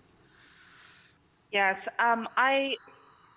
we do prepare with the 49ers the agendas in advance. So before any of our meetings, we do work with them collaboratively to put agenda items. In terms of minutes, this is a matter that the council had taken up, I believe, at its governance session, or maybe the policy priority session. And at the time, it was declined. And largely because of just issues around workload and the direction that we were going as a city. It really is the pleasure of the council. If certainly if the board would like for us to do minutes, we certainly would find a capacity. But I know that this matter has already been considered, and I'm certainly looking forward to whatever the pleasure of the board would be. I do know I can share that, and maybe this is something where our general counsel would want to respond to, is that there have been issues with respect to topics that we met on that are then deemed. I'm trying to remember the court term that our outside counsel used. Mohammed, Brian, do you remember the term that he used with respect to some of the items that we talked about? If Christine was on the phone, she would refresh my memory. Well, I don't remember any court. Isn't this on? It's green. Now it is. Okay. Yes. I don't remember any court term. There have been times when they've said during the meetings, we would like you to not tell anybody about this, to keep this confidential. From my point of view, I wouldn't have a problem with the public sitting in the meetings with us, but it's mostly the 49ers that have concerns about some of the things that we discuss at these meetings. Presenting meetings to the council at a public, presenting minutes to the council at a public meeting might be problematic from the standpoint of what the 49ers are willing to discuss at these meetings. So with that caution, I don't see a problem from the stadium authority side in terms of providing more detail as to what's discussed at these quarterly meetings. I would like to see minutes from I do the remember. meetings. Go ahead. Okay. I do remember that one of the set of notes that Christine took, she did hand them over to Mohammed, and he stated that they were privileged. Yeah, I understand that. And that's because some of the issues that we had talked about fell into attorney-client privilege. So I would say that we would need to work on how we prepare the agendas so that we can distinguish between what would be maintained under attorney-client privilege and then what would be subject to public disclosure. Right. There's lots of topics on the agenda that are subject to public disclosure. Yeah, it's not what we say at the meetings. It's really, for example, my notes of the meetings would be attorney work product, and I think that's what we were referring to when we had caution about the notes that that some of the city staff were taking on behalf of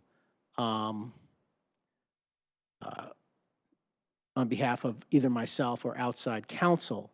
But that's a different question than, because that involves our impression of what happened there versus something that's specifically taken as minutes. So I think we could accomplish a higher level of reporting of what occurs at these meetings without revealing either attorney-client or attorney work product. So I can work with the city manager on how to do that.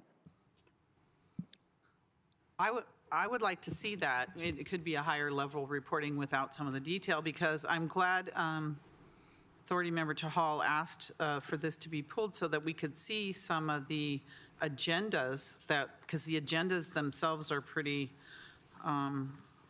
detailed about what's been talked about. And I see on particular agendas, it looks like the Stadium Authority is trying to teach Manco how to procure contracts. Are we spending all our time trying to teach them how to legally procure a contract? And if so, why aren't they supposed to know that already? So these were very illuminating agendas. So I would like, I for agree. one, yes, City Manager. I agree that if you look at the agendas in total, what you see is it's 5 or 6 years later, and they're asking basic questions about how to get themselves trained to do public procurement. And the agendas are very detailed, that they're asking for sample documents, they're asking for soft copies so that they can change them from the city's form. The other agendas show that they're delinquent on responding to several board directives, and we itemize them for tracking purposes on the agenda so that they are we keep track. And the another one is responding to public records requests in itemized form to show them how delinquent they are too with respect to providing public records. So there's just a lot of stories the agendas would tell, and like I said, it's at the pleasure of the board. I would like to see the Stadium Authority Board give direction to our staff with a motion to move ahead forward with minutes, even if they're at high level, protecting the information we need to protect, because I think that the community would be very interested to see what's discussed at this meeting, and I would be as a board member to see how our staff is spending the time. I was actually surprised that we're trying to educate them on how to do their job. So is that the pleasure of the board? If so, I need a motion. Mayor, I have my hand raised. Oh, I'm sorry, I didn't see that. Authority Member Davis. Thank you, Mayor. I think that this brings up a really poignant discussion, because when we did the Harvey Rose audit, we were directed to cure some of the things with the Stadium Authority. And if the minutes are coming out and the 49ers are requesting that this is confidential information or whatever, I know that our closed sessions are only for negotiations and money. So to come back to like a closed session to give us such information is not warranted. But if we can get the information to the council, Stadium Authority Board, that way we would know what is going on and the requests that they are making of our staff. Because to be honest with you, I have no idea what they talk about unless it comes back to us where there's an issue, or council, Brian Doyle, council, comes back to us and says, okay, they're suing us again. So I'm just curious, as I would like to make that motion that these minutes after the meetings that our staff and our Stadium Authority Board people have with them is revealed. And if they need to redact something, they redact everything, but something that they think is a negotiation that doesn't need to be made public, I think it's more transparent. I don't understand why we haven't been doing this for a while. So I agree. I think we need to have this out, and it shows the level of what we go through and what our staff goes through with them. So yeah, I would like to make the motion that these minutes are now part of our Stadium Authority meetings. Going forward, right? Authority Member Davis, from yes, meetings going forward okay. From today. All right. So that's a motion. Is there a second? Second. Second by Vice Mayor Hardy. All right. Thank you. Authority Member O'Neill, followed by Chahal. Madam Mayor, could we include? Yes, thank you. Could we include in the original motion the note and file as well? Oh, yes. Authority Member Davis, can you also include that we note and file the report? Thank you, Stadium Attorney. That yes, I will add that to the motion so that yes. Thank you. Second concurs. And the second agrees with that. Nora, are you okay with that? Okay, thank you. All right, sorry. Authority Member O'Neill, followed by Chahal. Okay, thank you. So I will be supportive of this. As one of the original members of the stadium ad hoc committee to do the performance audit of how the Stadium Authority was performing. We've made progress in some fronts, and we haven't made as much progress as we would like based on transparency and access to information. So I think, a lot of times we don't have, like, every staff meeting have minutes taken. But I think in this situation, since this is particularly such a matter of concern to the council and to the entire community, since we do have a public asset here that's being managed, I think it's appropriate. So I am supportive of the motion. Thank you. Thank you. Authority Member Chahal. Thank you. Yes, I was reading through the Harvey Rose audit the clause. Basically, it does state that it should be documented and reported, and I'm glad my colleagues are agreeing to this thing, and it brings forward. As regards the confidential information, I think in most of these meetings, city attorney sits over there and he can filter out what is confidential and what is not confidential. And even on agenda, they can mention this part is confidential, so that should not be an issue going forward. But going forward, it would be a good transparency for our residents as well as for the council. Because holding a meeting and not getting any feedback what's going on, although we do get some feedback from the city manager every now and then about the items, but let's make it a routine that it is done in routine about these meetings, and I'm fully supportive of the motion. Thank you. Thank you. Authority Member Watanabe. Thank you, Mayor.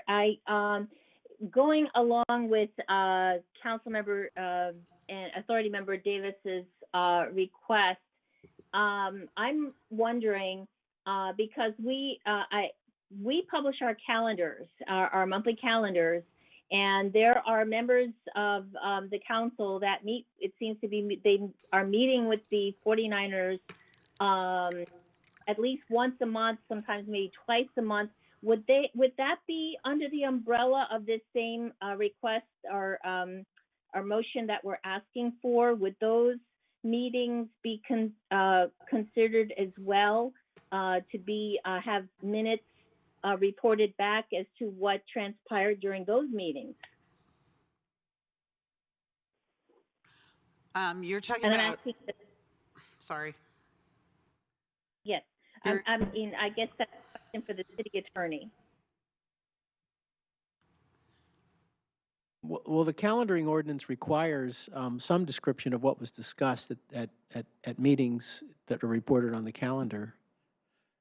So I think that's a totally different question than what your motion is right now. I mean, the motion here is about the quarterly meetings between staff and the Stadium Authority, where we do report these on our calendar.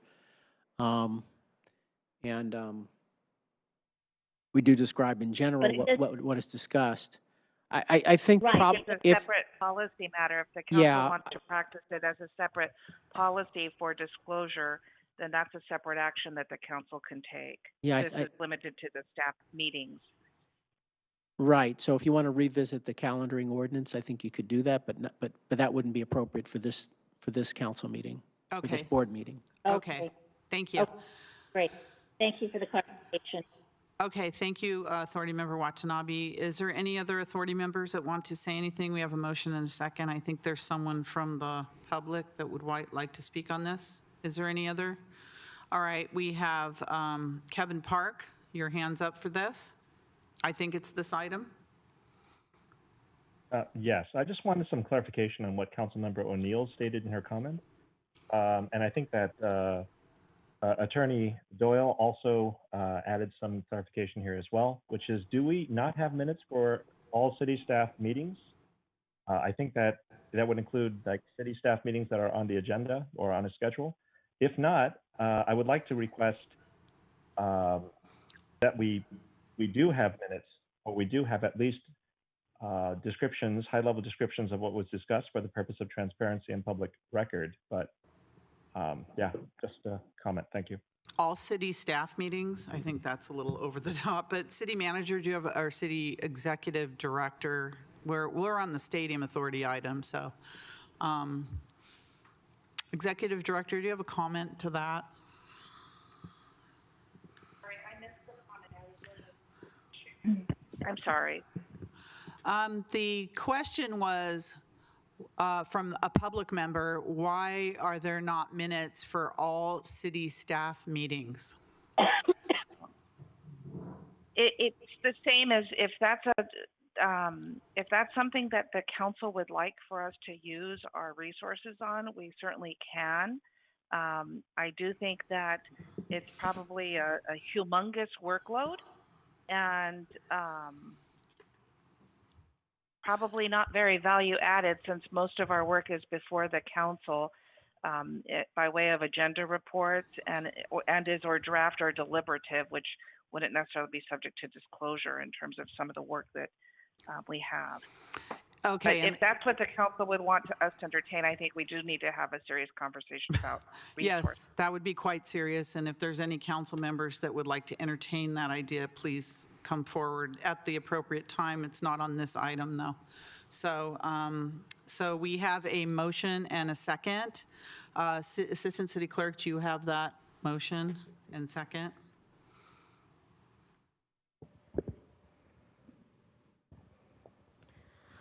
Okay, it bumped me out. Do we have any other public members? Because I can't see. Okay. Anybody outside? Mayor? Is that Council Member, Authority Member Watanabe? Yes, thank you, Mayor.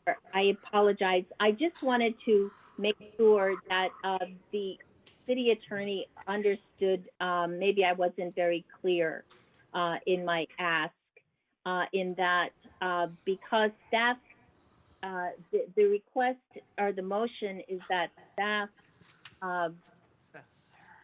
the minutes from the meetings be shared, that through, as a result of public calendars being shared, that the city council that meet with the 49ers should be under the same request to share minutes of meetings that they have with the 49ers. I hope I'm making myself clear.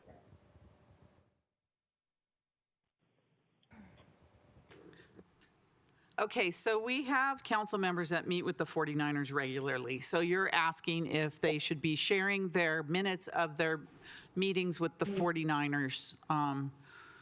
And I think that's, and I think the city attorney answered that that's a different topic that might be under calendaring, but city attorney, I don't want to speak for you, so go ahead and re-answer that if that's okay. Yeah, from a Brown Act standpoint, the agenda item is an informational report on dates and purposes of stadium authority and stadium manager meetings. So that doesn't include council members. So I think that if you want to start talking about council members or board members' duties to report minutes of their meetings, that should be a separate agenda item where the public would have some knowledge that that's what you're going to talk about. And then probably the most appropriate discussion would also include what do people already have to do under the calendaring ordinance. So I just think it's not something you can provide direction on tonight. Right, and it's up to those council members whether or not they, or authority members, whether or not they want to volunteer to disclose their meetings, but that's up to them. So let's stick to the item at hand right now. Councilmember Watanabe, if that's okay. And we'll dispense with this item now. So we have a motion and a second. So Assistant City Clerk. Vice Chair Hardy. Yes. Board Member O'Neill. Yes. Board Member Davis. Yes. Board Member Watanabe. Yes. Board Member Shahal. Yes. And Chair Gilmore. Yes. And that item passes unanimously. Thank you. All right, the next item we have on the agenda, we've been through the consent items pulled for discussion.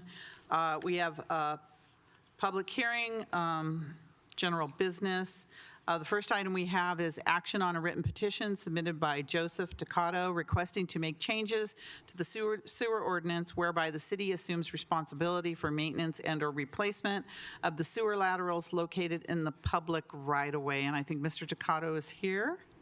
If you'd like to come forward, please, and make your public presentation, or your written petition presentation.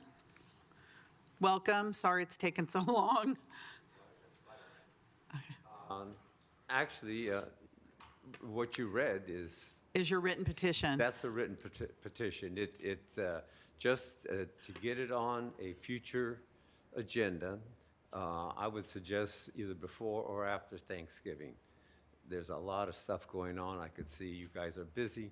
And that would give, if you put it on an agenda, that would give us citizens a chance to huddle up and make a decent presentation for discussion, because it is a complicated issue, and I'm sure there's going to be requests for staff or direction for staff to participate. And we want all the nuances out in the open so we can make a productive decision. And that's all we need at this time, and hopefully that'll simplify it for everybody. Thank you. We like simple, right? Yes. Okay. Things don't happen to be so simple all the time. All right, so I had a chance to talk to Mr. Ducato yesterday to get a little bit more information on what he was seeking. And one thing you said was, well, everything you said is correct, but one thing you said is extra correct. It's a really complicated situation. And I know that we have, one of the council members that I've spoken with had some ideas about what's going on. I'm going to ask Councilmember O'Neill to just briefly talk about a situation going on. But Mr. Ducato, I think that it would do all of us well to get this on a future agenda so that we can talk about it, get some information from staff, because we've had our policies, practices, ordinances for many years about this, and it's something that you know, many people at one time or another in the community will face, especially because of our aging infrastructure and other things. But I think that, thank you for respecting the fact that we have a lot going on right now, and, you know, the pandemic is our primary issue right now for everyone. But I would like to ask the council, because the request of the written petition is to put it on a future agenda, that we look at sometime the end of November, December of this year to bring this back to the city council with a staff report, and it'll give Mr. Ducato time to get his work together as well. And then we can look at where we are and where we might be going, and just have a better idea of what's happening in the community. And I know Mr. Ducato has a lot of experience in these situations, but from your previous job and other things. So I think to keep it, you know, pretty simple, we're just looking for a motion to continue this item and refer it back to staff to come back to the city council either end of November or December of this year for a discussion about it. And that's pretty much it. I'm going to go to Councilmember O'Neill just to make your comments about some of the more interesting things I'd like to include in that. And then we have Councilmember Chahal and Davis. Councilmember O'Neill? Okay. Well, I could make a motion to do as you request, to put this on the yes, Mr. please. Ducato's petition on the agenda for November or December, because I have been looking into this a little bit and doing some research. And there are some options that are available, and I've had a little bit of informational exchange with our city manager. You know, there are various insurance programs or other kinds of warranty programs or things like that we might be able to look into, because, particularly as you mentioned, our COVID situation, a huge struggle is, we have to find a way to pay for it. But I would like to mention that like the National League of Cities and some other entities have some offers, because this is a problem that is happening around the United States. So I'll just leave it at that for now. I'll second. Was that a motion, Councilmember O'Neill? Yes, at the beginning that was a motion. Second by Councilmember Chahal, I think I heard. Yes. Okay. All right. Next, we have Councilmember Chahal, and then followed by Councilmember Davis. Thank you, Mayor. Yeah. And I would concur, like we need to, from a policy perspective, I know there was another item came on the same line, and we need to bring this topic back to council for detailed discussion. And I would like to point out, City of Mountain View provides maintenance and repair services for laterals located within public right of way upon request as a courtesy service to residents of Mountain View. And the city does not own the laterals, but they still provide the Councilmember service. Chahal, I'm trying to keep this to just putting this on the agenda. So I like your facts, but can you save them until November, December? I'm trying to keep this really simple. Sure, I'll keep it simple, Mayor. So I'll second that motion, and I strongly recommend that we need to look into quality of service for our residents, and I would second this motion. Thank you very much. Councilmember Davis. Councilmember Davis. Oh, thank you, Mayor. My question was to the city manager, if September would be, I'm sorry, my Decembers and Septembers are getting mixed. If December is good enough for staff before I make my decision on this motion. Sure. My understanding is that we would bring back the first report under Council Policy 030 for Council to begin the discussion about any policy that it would like to consider. So it's not a full report. We would still have an opportunity to receive input from Council and see how the Council would like to proceed with policy and then go from there. So December is better, but I did hear that month offered, so that would be great. I would recommend I would recommend December because it'll be a new council. There'll be some seats, a full council. So I would recommend for the maker of the motion December, which would include the new council. That makes the most sense, I think. Mayor? Yes. Okay, so the last meeting I will be attending will be December 15th. So are you looking to have the new council in place? Yes. You wanted the second, okay, so it would be December 15th that this would be coming back to council. So I will approve the motion if the maker of the motion will put the December date in for this to be agendized. I don't want to put the exact date in the event that we don't. It's sometime in December. I don't know if that's our last meeting in December. Is that our last meeting in December? Yes, it is. Okay. All right. That's fine. Well, these days, we never know when we're going to have meetings. No, we have special meetings all the time.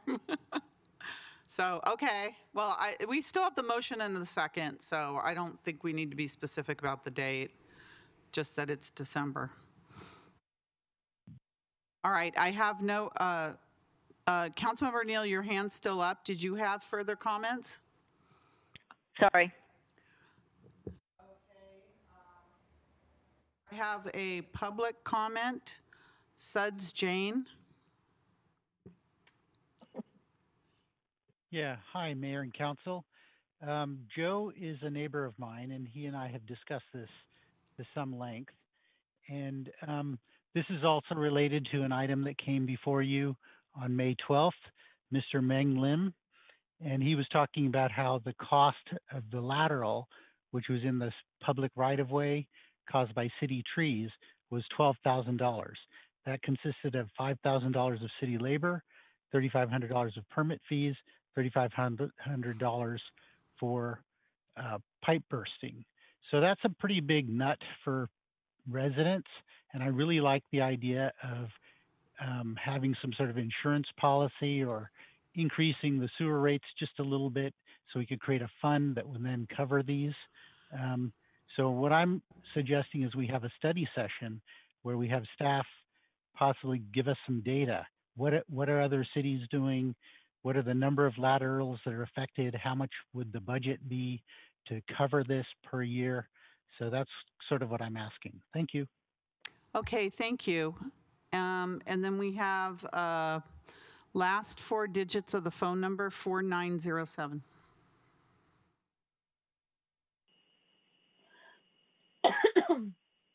$4907. There you go. Hello? Hello? Hi, this is Anthony Becker, resident of Santa Clara. I believe that this should be put on the agenda because I think this is not the first time. There was an incident we had back in May of 2020. A resident came to the city with a similar issue, and I believe Councilmember Chahal did some research on that as well. But personally, I would like to be curious to know what the total costs and fees that will impact the residents. Maybe some not even know that the shift of the responsibility. Recent changes to city code would make it a tougher issue for residents, especially to be liable right now in the public right-of-way and maintenance and repair, because that's kind of a very expensive cost. I know the city's funded some purchase of sewer cameras and bots to assess the lines. So I think this is a major issue that we should be looking into, especially with infrastructure. So thank you. Thank you. I don't see any other comments. Councilmember Davis, your hand's still up. Do you have any further comments? Yes. Can we just go, are we going to the vote now? Yes. Yes. Okay, so we have a motion and a second. Assistant City Clerk, call for the vote, please. Vice Mayor Hardy. Yes. Councilmember O'Neill. Yes. Councilmember Davis. Yes. Councilmember Watanabe. Yes. Councilmember Shahal. Yes. Mayor Gilmore. Yes. Thank you. And that passes unanimously. Thank you, Mr. Ducato, for bringing this in and bringing it to our attention, and we'll see you at the end of the year, if Thank not you. sooner. And I'll be notified exactly what the date would be. Oh, absolutely, yes. Okay, great. And if you have any other further information you'd like to supply us, please do that in the Yes, meantime. that's what I was going to say. I'd make myself available for questioning or. We'll make sure we have, I know I have your contact information. Simrat will get your contact information in case our staff needs to collaborate with you. Absolutely. And thank you for coming this evening and hanging in there with us this whole Okay. time. Thank you very much. Thank you. All right, next we have the consideration of Silicon Valley Power Quarterly Strategic Plan and update on the power outages and Silicon Valley Power's response. So first we have a cleanup over here, and then we'll have our Director of Electric Utility, Mr. Manuel Pineda, to the podium. And thank you for coming here in person. It's always nice to see you and hear your report. Welcome. Thank you, Mayor. Members of the council, good evening. It's a pleasure to be here in person as well. It's nice to be back to the old routine a little bit, even if it's quite different than what we normally have. So today we have the quarterly strategic plan update for you. We'll start off with just the agenda. And I do want to note that although this is one of the items is supposed to be an update on the strategic plan, we took a little focus of that, and we'll next, in the next couple of meetings, we'll focus more on that. But I do want to highlight the system expansion plan contract the council is going to be seeing. Brief items on the capital projects update, kind of bring the DVR project update together and finalize that discussion. There's been some questions on community benefits. We'll touch on that. And then we did add some items on what happened the last week and a half regarding heat waves, lightning storms, and fires. A lot going on. And we'll finish off with something which I think is a little lighter, right? Last time I was here, we talked about the electric vehicles and the rap contest. So the rap contest is done, and we have a winner for you. That goes last. It's the last slide. After we go, it's the last slide. So this is the implementation roadmap you've seen before in the strategic plan.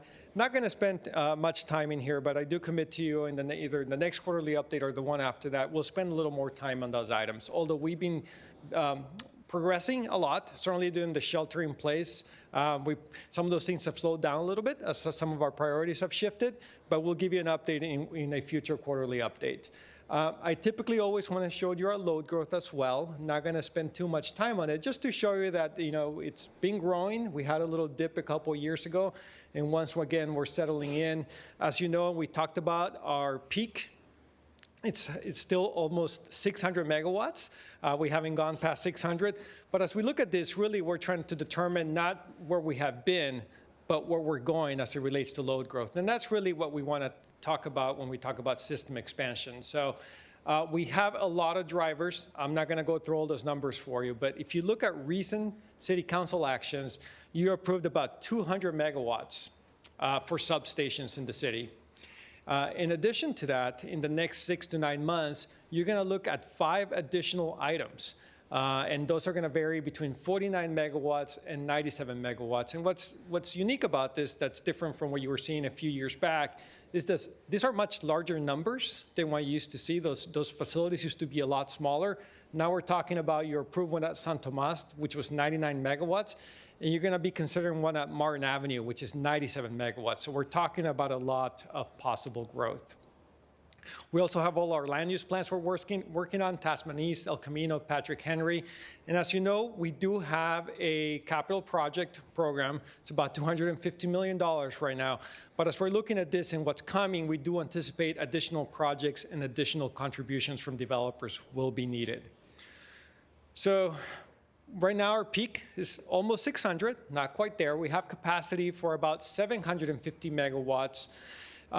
And what we're looking at in what we would call the near term in the next 3 to 5 years, we want to have a plan for 1,000 plus megawatts so we can really accommodate the growth that we need. And we wanted to look at this holistically and comprehensively. So what we discussed a few months back with you is that we were doing a system expansion plan RFQ to hire a consultant to help us with this process.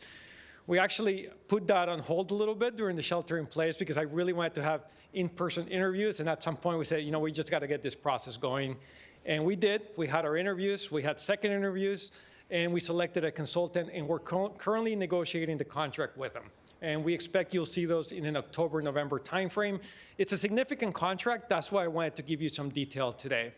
In addition to that, when we're looking at the growth that we anticipate we'll have, we also need additional transmission capacity coming into the city from PG&E, and we started those conversations about a month ago to start the studies for that transmission capacity. So from a expansion plan, what we want to accomplish is, of course, we want to do the planning, we want to do the development of projects and figure out the load development costs. What's really important to me and the team is that we want to have a near-term plan, kind of what do we need to do in the next 3 to 5 years, because we know this growth should be coming. And then we also want to have a long-term plan or a long-term vision that should be a little more flexible, that should be agile so we can shift and move as we need to depending on what happens on developments.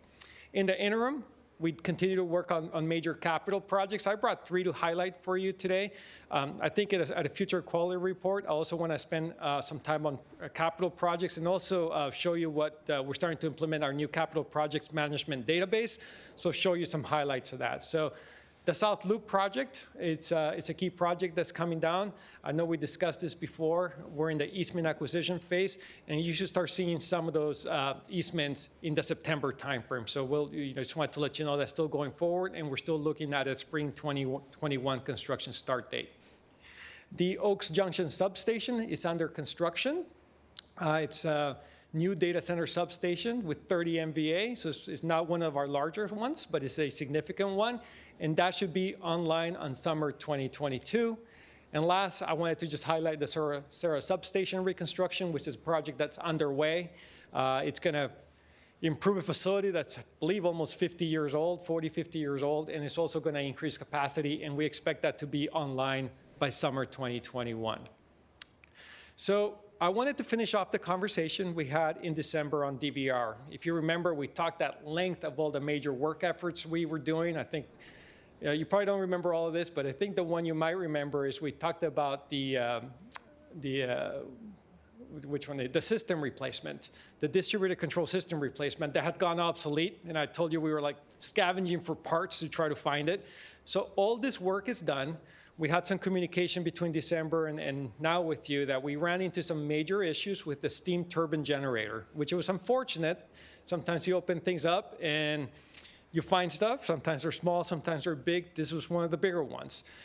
It was a huge team effort to correct that issue. We pretty much had to do a redesign and rebuild of the rotor. It's a huge team effort. We had people working weekends, weekdays, after hours. We had contractors from out of state who came in. We actually had engineers from other parts of the world who helped us do that work. And if I ask Chris Carwick, though, who's our assistant director, the thing that he's most proud of is that he was able to do, and the team were able to do all that work without a single injury as we did all it. And I can say that we're fully operational at DVR as of June 14, 2020. Which was perfect because that's when the summer heat was starting. So a lot of pressure, unexpected issues, but the team did a great job. From a public benefit program, just want to highlight 2 programs for you. We did launch our low-income solar grant program in June. Not going to go through all the bullets, but I do want to note we had a target of 30 systems being installed, and at this point we have received already 31 applications, and 27 are in the process of moving forward, so very successful. And one we shared with you before is the Small Business Energy Efficient Grant Program, $10,000 grants for small businesses impacted by COVID-19. We have 5 of those applications already in place, and we're going to start doing some more direct outreach to see if we can get more people interested in that one. I wanted to take the opportunity today to just let you know some things that are coming. So that won't be the first time you see them. Highlighting a couple of them. One is the electric bicycle rebate is something that council had discussed before. We got some emails on it. We expect we're going to bring something to you in September. We don't know how successful it won't be, but we're going to give it a shot, see what happens. And then one that we had a lot of email traffic with interest was providing an electric vehicle rebate, not just for new vehicles, but also for used vehicles. So that one's a little farther down the line, but I wanted to highlight that one as well, just because I know there's been a lot of interest. And I don't think too many people in this room are interested in the forklift rebate, but I kind of like it, so I made sure to highlight it for everyone. I know, you never know, right? You never know when you need one. One additional upcoming item that's going to be coming your way, it doesn't really fit perfect in this part of the presentation, but I didn't want it to be a surprise to you, is that we're going to propose 2 municipal code changes regarding power plants. That's going to come to you in the November timeframe. As you know, power plants require a use permit per our Muni Code, and there's a specific definition of a power plant in the Muni Code itself that talks about how it's defined and also talks about the size of the power plants. Just to be clear, we want to do 2 things. We want to add the words natural gas to the definition because there's been some confusion on that, so we think we need to be clearer. And we need to add language to the section that talks about permitting that actually excludes solar from the use permit. We have done a lot of solar facilities. We feel very comfortable with them. We want to encourage those. So we thought we would take this opportunity as well to help facilitate those projects in the city. So with that, it's kind of my usual stuff. We get to the heat wave and thunderstorm, and there's a lot of detail on this one. So we had a total of 42 outages in the city during that short period of time. 21 of those were due to overloaded transformers, and what that means is just it was so hot, everybody was using the air conditioning, they got overwhelmed. Only one caused by a tree.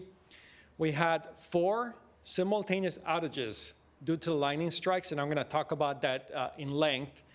And then we had 16 other ones that were for other items. It was pretty interesting because the lightning ones were so big. In some cases, we didn't find out about other outages till we corrected those because they were embedded within the bigger outage. So staff was working all over the place. So the major outage, we had actually 4 direct hits on equipment. It affected, overall, it affected our Agnew substation. It affected our Walsh substation, and it affected our NRS, our North Receiving Station. And if you look to the right, if you look in the picture, it's hard to tell on screen, but you can see that the facility right there, you can see that it's dark around the base, also dark on the equipment. That's actually from the lightning strike where it got hit. It also affected our Kiefer Receiving Station, also affected our South Receiving Station, and then everything happened at one time.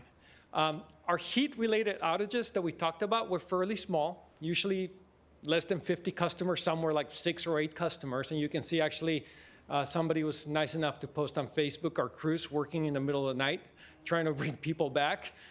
But the lightning strikes actually cost over 7,500 customers to go out. It was very significant. You know, I went to the list of everything that was affected by it. It's very difficult to resolve as well. First, we had to determine what the location was for the damage. Then we had to assess the damage because, you know, just because lightning hits one part doesn't mean the rest of the facility is not affected by it. Once we did that, we had to develop a plan of how we're going to correct it. And the goal of staff was to fix the parts that would get power back as quickly as possible if it wasn't for everybody. And once we had that, we had to correct the issues. So this was really a team effort. Staff worked literally around the clock starting Friday evening through Tuesday morning to resolve all the issues as quickly as possible. We had over 60 staff members working on it, and it was really a team. It was our transmission and distribution group. They started off with all the heat waves. Then once we got the lightning strikes, our substations group has to be in there. System operations was involved throughout the entire process, trying to figure out how to get power back on. We had engineering involved. Some of this had to be re-engineered. And of course, customer support and communications. We were trying to keep the communications lines open as much as we could. I have to acknowledge some of the outages were very long and fully understand our customers' concerns. There's really nothing I can say to address those concerns. But when you have 42 outages, some are just going to take longer than others. And we spoke internally, and no one at SVP, at least who's here, I bet you if I brought John back, he might tell me some war stories, right? No one at SVP had ever experienced anything like this, where we had a heat wave combination, and then as we're resolving those, then we had a lightning strikes that occurred and actually hit equipment. I was going to ask you that. Has anyone seen anything like this? No. I spoke to staff, and no one has seen anything like this before, especially because it happened right one after the other, and of course the heat wave even continued after that as well. So, never experienced anything like this. I do want to note that even under the circumstances, I think it's hard to see on this slide, I pulled some of the Twitter feed. We did receive a lot of feedback, and staff out in the field received a lot of feedback. I'll just read a couple, which I'm always so thankful because, when your power's out, I don't think being thankful is not one of the key things that comes to mind, but, you guys are amazing. Thank you. Thank you, SVP and your crews, for working so hard today in this heat. And what's this last one? Your dedication in this crazy heat wave. Any way we can send our thanks back, and we really appreciate all that positive feedback. But it was quite a few days that the staff was experiencing working nonstop and through the night. And of course, if that wasn't enough, as that was kind of getting settled down, then we had the risk of possible blackouts or load reduction in the city. The CAISO expected rolling outages in the state. I put a couple of their tweets that we're putting out there as we were in a stage 2 emergency. Governor Newsom actually had a proclamation of emergency so people could use their generators. Usually generators usage is limited. And the CAISO and the CEC contacted us proactively to seek our help to lower load. And this is another thing that's very unusual that we really haven't seen in the past. So trying to, be responsive to the CAISO, the CEC, and the governor's orders, we worked with our large customers to actually reduce load proactively. So instead of waiting the way you normally would go to tell us how much load we need to reduce, we proactively sought to see if we could do even more than we would have been required to. And that actually helped prevent outages. We received a big thank you from the CAISO and the CEC. I want to give a big thank you to the data centers and large customers who work with us. And I do have to say that the work staff did really helped our residents because there were no rolling blackouts during that period where everybody was concerned. But also it helped the entire Bay Area. So while it was a lot of work, it was difficult to be that proactive and shed that much load. It was really helpful in keeping the lights on in the city. So as we were progressing, then we got some additional news that we had a wildfire in Loyalton. As many of you know, we have a 10,000-acre property that's in Loyalton that's been owned since 1977. It's burned over 46,000 acres. In the pictures, in the picture you see in front of us, the aerial shows the property that we own. And last time we checked, 90% of the city's property was affected by it. Here you see some pictures of the Loyalton property. And then here you see what used to be the ranch house and what used to be the foreman's house. Now, the structures didn't have much value anymore just because of the condition they were in. So we were working to see what we were going to do with them. We actually have a staff member who's going to go up there and take a look at it. But just wanted to show you the pictures to show kind of what's occurred in Loyalton. In addition to that, our Stony Gorge powerhouse was affected by the Ivory fire, but it was not. The fire did not reach it, which is great. That's a powerhouse that we own up in Northern California since 1983. It's operated by the Orland Unit Water Association. and it was actually had to be evacuated on 8/19, and we had to get them offline, both the power hubs that we have out there and the transmission line. That fire has cost 4,000 acres. No damage to our facility. Top picture shows the facility from the outside. Bottom picture shows the facility from the inside. So pretty fortunate there, but it's still offline as we do this presentation. So with that, a lot of stuff. So I'm trying to finish it off with something a little light, and hopefully everybody likes the winner. So we did have, we went through the process. We had votes. We had over 200 people vote in selecting who would win, what wrap would win. We had a lot of responses, so it was actually kind of exciting to see people getting excited about it. And it was a pretty tight race. I think that they won by about 2%. So we went through all that process. And Every vote counts, right? Huh? Every vote counts. Drive clean, drive electric, which shows a wind turbine, shows our fiber program in there. There's some solar panels. I think people like the drive clean, drive electric slogan. And we had some designs that probably would say a little busier. And kind of the feedback we got on this, that this was a clean design and easy to read design. So we're gonna see if we do any final tweaks to it. We're looking at the colors and a couple of other things. We're not putting your picture on there, are we? What was that? No. What was that? We're not putting your picture on there. Oh gosh, no one would drive it then. No. They'll stay away from it. And the plan is we're actually installing all our electric chargers right now. We're putting all the infrastructure. So either late September, early October, we'd like to have some sort of groundbreaking with one of the chargers, have a wrap vehicle, and kind of start that process. So finishing off with something a little light, something a little fun after talking about a lot of serious things. We're very happy that a lot of residents got to participate on this. With that, we're recommending note and filing the strategic plan update, and of course, available for any questions you might have. Wow, that's pretty amazing, Manuel, all the things that SVP has been through and everything that's been thrown at SVP, but you're able to handle everything with a smile, and great community response to SVP and what's happened. I mean, nobody likes their power turned off, but everybody was, fairly patient with everything. And I'll tell you the best thing, your crew, your staff at SVP, everyone's incredible with how they operate. What is so important and what everyone relies on is how you tweet out and you put on social media. I refer everyone to Twitter for SVP.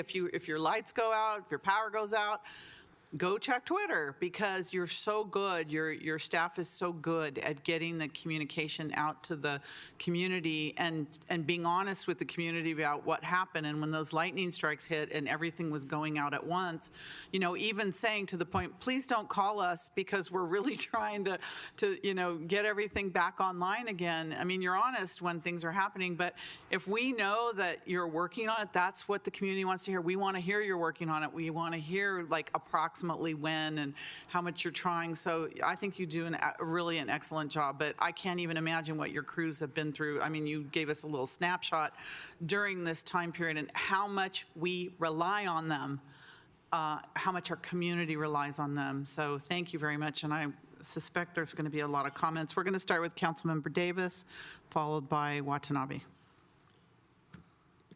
Councilmember Davis? Thank you, Mayor. Yeah. Thank you, Mayor. So, Manuel, nice to see you. You're looking good. Thank you. And, I was about to say, nice seeing you. Nice hearing you. Hearing you, I know, the eye in the sky. Don't touch the car. I love the wrap. I love the colors. I love everything about it. I think it's awesome. I like the little turbine thing in the back. It makes it look like it's making the car go. So it's kind of cool. Anyway. You're doing a heck of a job. Commenting on your report, I know you spoke a lot, so maybe you need to take a little glass of water right now because you talk like a New Yorker. I mean, you were like da da da da da da da da. So take a break and let me compliment you and the staff. So I love your reports because they are so inclusive. You give us all information that we need. You take care of our residents. Your staff is amazing. Even with COVID and everything that's happening with the fires, that you can actually get this quality of a report out in a short amount of time. So I'm impressed. And to all the people that are out there, your linemen, and I know the heat lightning is a really scary thing. And I was worried about our people being electrocuted, period. And it is a hard job, but when I saw that when lightning strikes, it just happens to hit the power station. I mean, what are the chances of that? I mean, it's just crazy. But I'm glad that you were able to, get quickly the lights back on. And I know that it makes people happy because we have been known that when the lights go out, you just have to count to 10 and the lights are back on. But I guess in this case, they were counting a little bit longer. So I want to thank you and your staff for the excellent job that you've done in keeping our residents safe and happy, and good work. I mean, I can't applaud you anymore. You were the man for the job when we lost Rocky.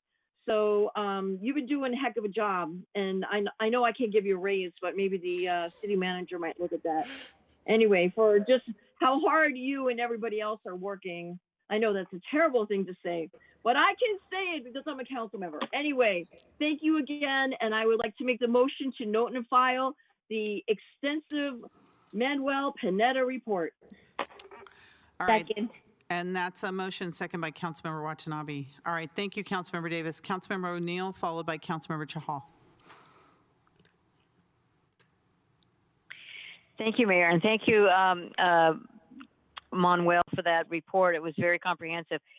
And I know there have been some concerns out in the residents about, the fact that I think this is great. We can all tell people to go and watch this report on YouTube or the Facebook Live, or if they're not watching it live tonight. People who were kind of surprised because they're accustomed to having the power on all the time. And one of the challenges, I told people I was a little surprised to hear Governor Newsom say that he was surprised that, that there was, that Cal ISO was going to need to have load reductions. I thought, well, I knew about that. So, I mean, we have, as we've taken, the state of California has taken, including the city of Santa Clara, coal resources out of the grid and nuclear power plants and other kinds of generation sources that are carbon producing, and it's the right thing for us to do to get rid of them. And we are making great start. We see our hydro facilities, we see solar, we hear about our wind projects. Could you perhaps just say a few words about, like you mentioned, taking the load capacity up to 1,000 megawatts, what SVP is planning to do for the future to make sure that we do have adequate supplies of electricity, except for those events where, like this unusual circumstance where Cal ISO asked us to reduce load. And thank you. Thank you, Councilmember O'Neill. Yes, so obviously we do have the state requirements that we have to meet for renewable energy. We are always looking for power purchases. So that's one of the key components that is part of this plan, is as we are growing, how are we going to continue to acquire power purchases, but not only how we're going to continue to acquire them, but also to continue to meet the state requirements. So as you know, we have a full staff team that's very good at what they do, and we continue to look for contracts, enter into contracts for renewable energy. In addition to that, because we do know we have situations like this, we are starting to look at the option of storage as well with larger battery projects. We're also working with our partners at NCPA. They just put out an RFP for renewable energy, and we got a lot of interesting submittals, and we're working with them to see how we can grow our portfolio. That also included some possible battery projects. And so there's a lot of different options that we're looking at, and I think this is probably the bigger item that we have to work with is that, of course, everybody is pursuing the same power sources. So the way we address that is we do some on our own, right? Because we do feel we do have the capacity to do that. But then we also work on our partners like NCPA, because we can go into much larger contracts that allow us to look at opportunities that maybe we couldn't do on our own. So it's a multi-tiered approach. And I think one component that as the economics of scale keep changing is related to the battery storage as well, which the economy of scales hasn't been there, the return of investment, but as things are continuing to change, they are gonna have to be a part of it in the future. And we're pretty fortunate because we do own some property in the city where if we wanted to take a look at doing something, we could get a little creative. So those are all the kind of things that we're gonna look at, Councilmember O'Neill, and the system expansion plan, that's gonna be a huge component. Part of it is what do we have to do, just to the nuts and bolts, the wires, the transformers, everything that we do. But in addition to that, where do we need to get creative to make sure that we can address when we have those peaks? And the peaks, the 1,000 megawatt peak or the 600 megawatt peak, is only for short durations. So if you can find to accommodate that, then the rest of the time you can serve the community as you normally would. So we're looking at all those options. Okay. Great, thank you. I really appreciate that. I know it's a topic of interest. Thank you very much. Thank you, Councilmember O'Neill. Councilmember Chahal? Thank you, Mayor. Thank you, Manuel. Thank you for the report. And I also want to thank each and everyone on the Silicon Valley Power. And, this is 2020. Everything is coming. COVID, fire, like lightning strike. Some people lightning strike in Santa Clara. But you responded so well, and the residents are so happy, and you kept them informed via social media, Twitter. So, good job on that. I do have some questions. You mentioned that we are looking at additional developer contribution for capacity projects. So, can you elaborate, like what sort of developer contribution? In what way we are looking forward so that our developers, everybody knows what is coming, sort of, if you have planned something on that front? Yeah, so that's one of the items that's going to be explored with the system expansion plan. As we're looking at going from 750 megawatts to 1,000 plus, there's going to be certain projects that we know are going to be part of that. And certainly we have funding already in the budget. But part of it also has to be future funding that we're going to need. I don't have the details on that. It's one of the reasons we want to have a comprehensive look at expansion instead of doing it on a project-by-project basis. We went back and we hadn't seen anything like that being done for a long period of time. It's not unusual for some of our large customers to pay for improvements, as you can tell for the slide that we showed that. For example, the substations are usually all funded by developers. So when there's a specific need, we can be clear on what the need is and what their want is. And we've been pretty successful at working with them to get those funding sources. But I don't have the details on specific amounts or specific projects yet, but we'll go through the full process and we'll be very transparent about it. Okay, that helps. Yeah, my other thanks is for the program, SBP, Small Business Energy Efficient Grant Program, and the Solar Grant Program, which is coming, and that's good, and Electric Bicycle Rebate Program. So these are some of the good things we are trying to improve our community. I thank you for that, and thank you, SVP, for that. That's it. Thank you. And I do want to note just, that when I talked to the group that runs the public benefits program, initially I had probably like 5 slides because we were very excited about everything that we were going to show. So this is just a little taste of everything that we do. But since we had all the issues that occurred recently, we took some of those slides out to really give you an update because it was a very hectic week and a half that we had to deal with. And like I said, people were working a lot of hours. So we just wanted to give you an update on how that went. So that's even better. Like more benefits are coming, it means. Yes, thank you. I don't see any other council comments, but, I'm sorry, Vice Mayor Hardy. What we had is what I would call the perfectly awful storm.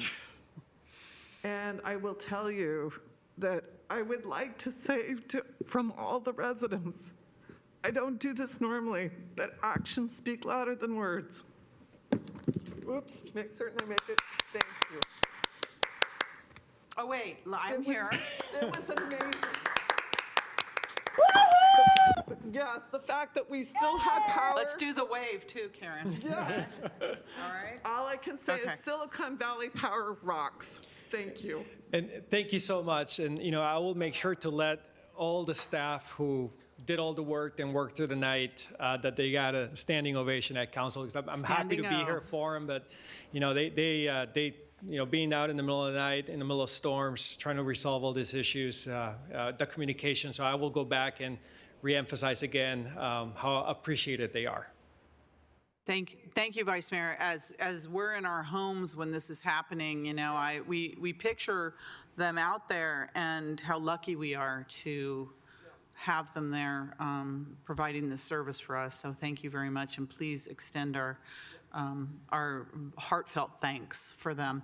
I do have one member of the public that wants to speak, I think, on this issue, Mr. Suds Jane. Mr. Jane? Thank you, Manuel. Thank you, Manuel, for that great presentation. In this era of climate change, we're really in a new normal, and I suspect that we're going to see these dry lightning storms more often. Would it be possible to install some lightning detection circuitry at our substations to predict where the strikes were? And then during the outage, we may have more of these. Do we have sufficient supplies, parts in stock, or did we have to go out and get them from outside? Finally, I was pleased to see that the data centers were allowed to use their backup generation, and that may happen more often in the future. Do we have a tariff for that, or do we need to establish a tariff? Because it's expensive to run those diesel generators. And then I've long advocated for selling that Loyalton property. I think it's a liability. We thought we could use it for energy production. It's not useful for that. And then finally, I know we're looking at new billing software. Will we be able to do demand response with the new billing software? Thank you. There was about 5 or 6 questions in there. Manuel, if you want to try to answer some of them. Yeah, I'll try to answer some of them. I don't think I'll be able to answer all of them. Regarding the lightning strikes, I'll certainly go back to staff and ask the question just to see kind of what we have. Obviously, lightning strikes is not something we have ever really experienced in the past, especially not to the magnitude we received today. Regarding the equipment, yes, we do keep equipment in stock. I can't say that every time we have everything out there because that wouldn't be reasonable. But just to give you a perspective, we had about 25, 30 transformers goes out. But in the city, we have over 3,000 transformers, right? So that gives you the context and the magnitude. But we always keep everything stocked. There are certain things that if in a substation that we might not have at that specific moment, but generally everything is well stocked. On the tariff for diesel, I'm not quite sure following what that is. I think the diesel generators are being run by the private companies who participated out of their own volition before we had to actually do it on our own. So I would have to think about exactly what that means. And then on the billing software, right now we're implementing the AMI program. I think once we implement the AMI program, and that's fully functional, we had some issues with it that we've been trying to correct, we'll probably jump to see what the next future options are going to be. So that's kind of where we're at on that process. I think I missed one question, which I don't think I wrote down, but I'm always happy to answer it separately. It was selling property, and I know I'm not in favor of that, so I don't think you really can answer that. That's a council decision. Thank you. Okay, so we have a motion and a second, unless you want to do your wrap at the end. Is this a wrap up or a wrap, Manuel? What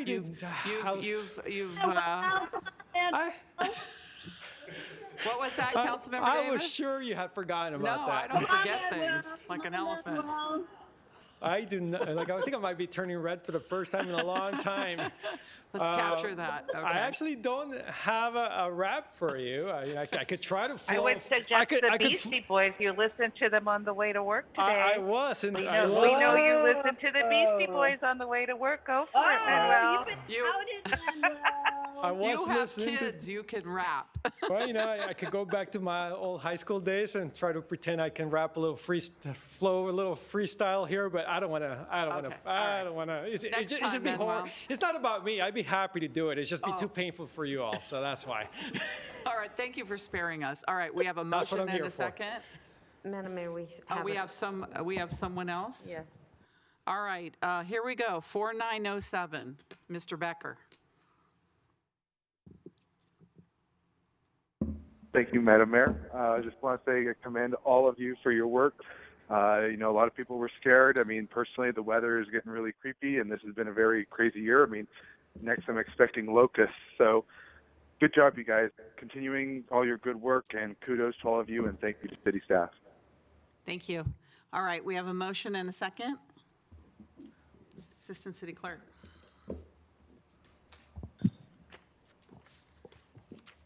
Vice Mayor Hardy. Yes. Councilmember O'Neill. Yes. Councilmember Davis. Yes. Councilmember Watanabe. Yes. Councilmember Shahal. Yes.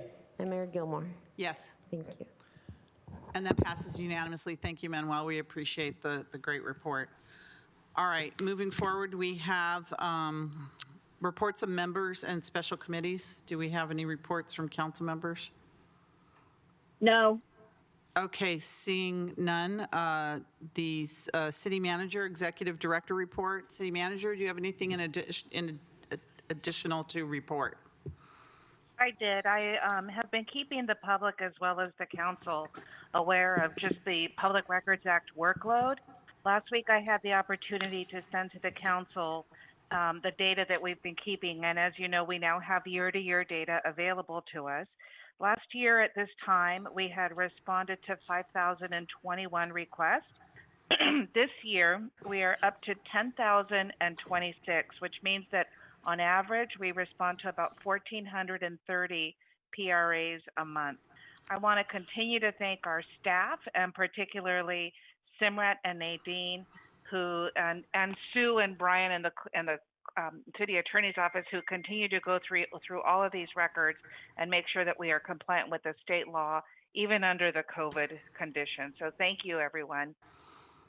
Thank you, City Manager.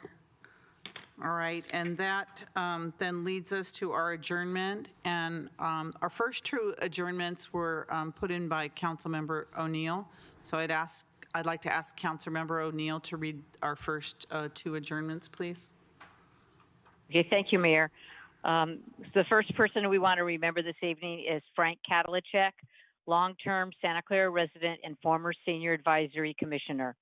Frank Edward Katalicek was born on June 27th, 1932 in Englewood, Colorado, to Joseph Katalicek and Vilma Safira Katalicek.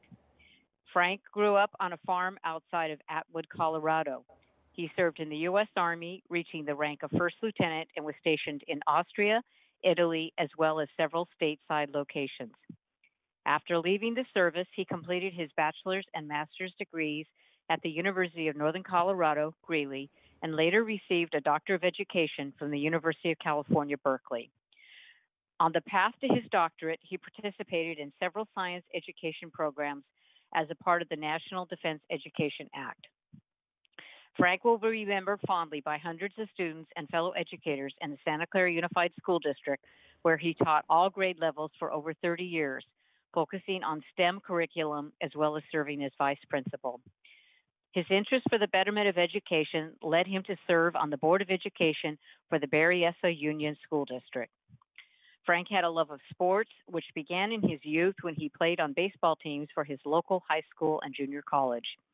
In recent years, he played softball with the Santa Clara County Vintage Softball Club, an over 50 league. The league honored him with the Armand Parsegian Award in 2007 and Lifetime Achievement Award in 2012. He also coached many school sports teams.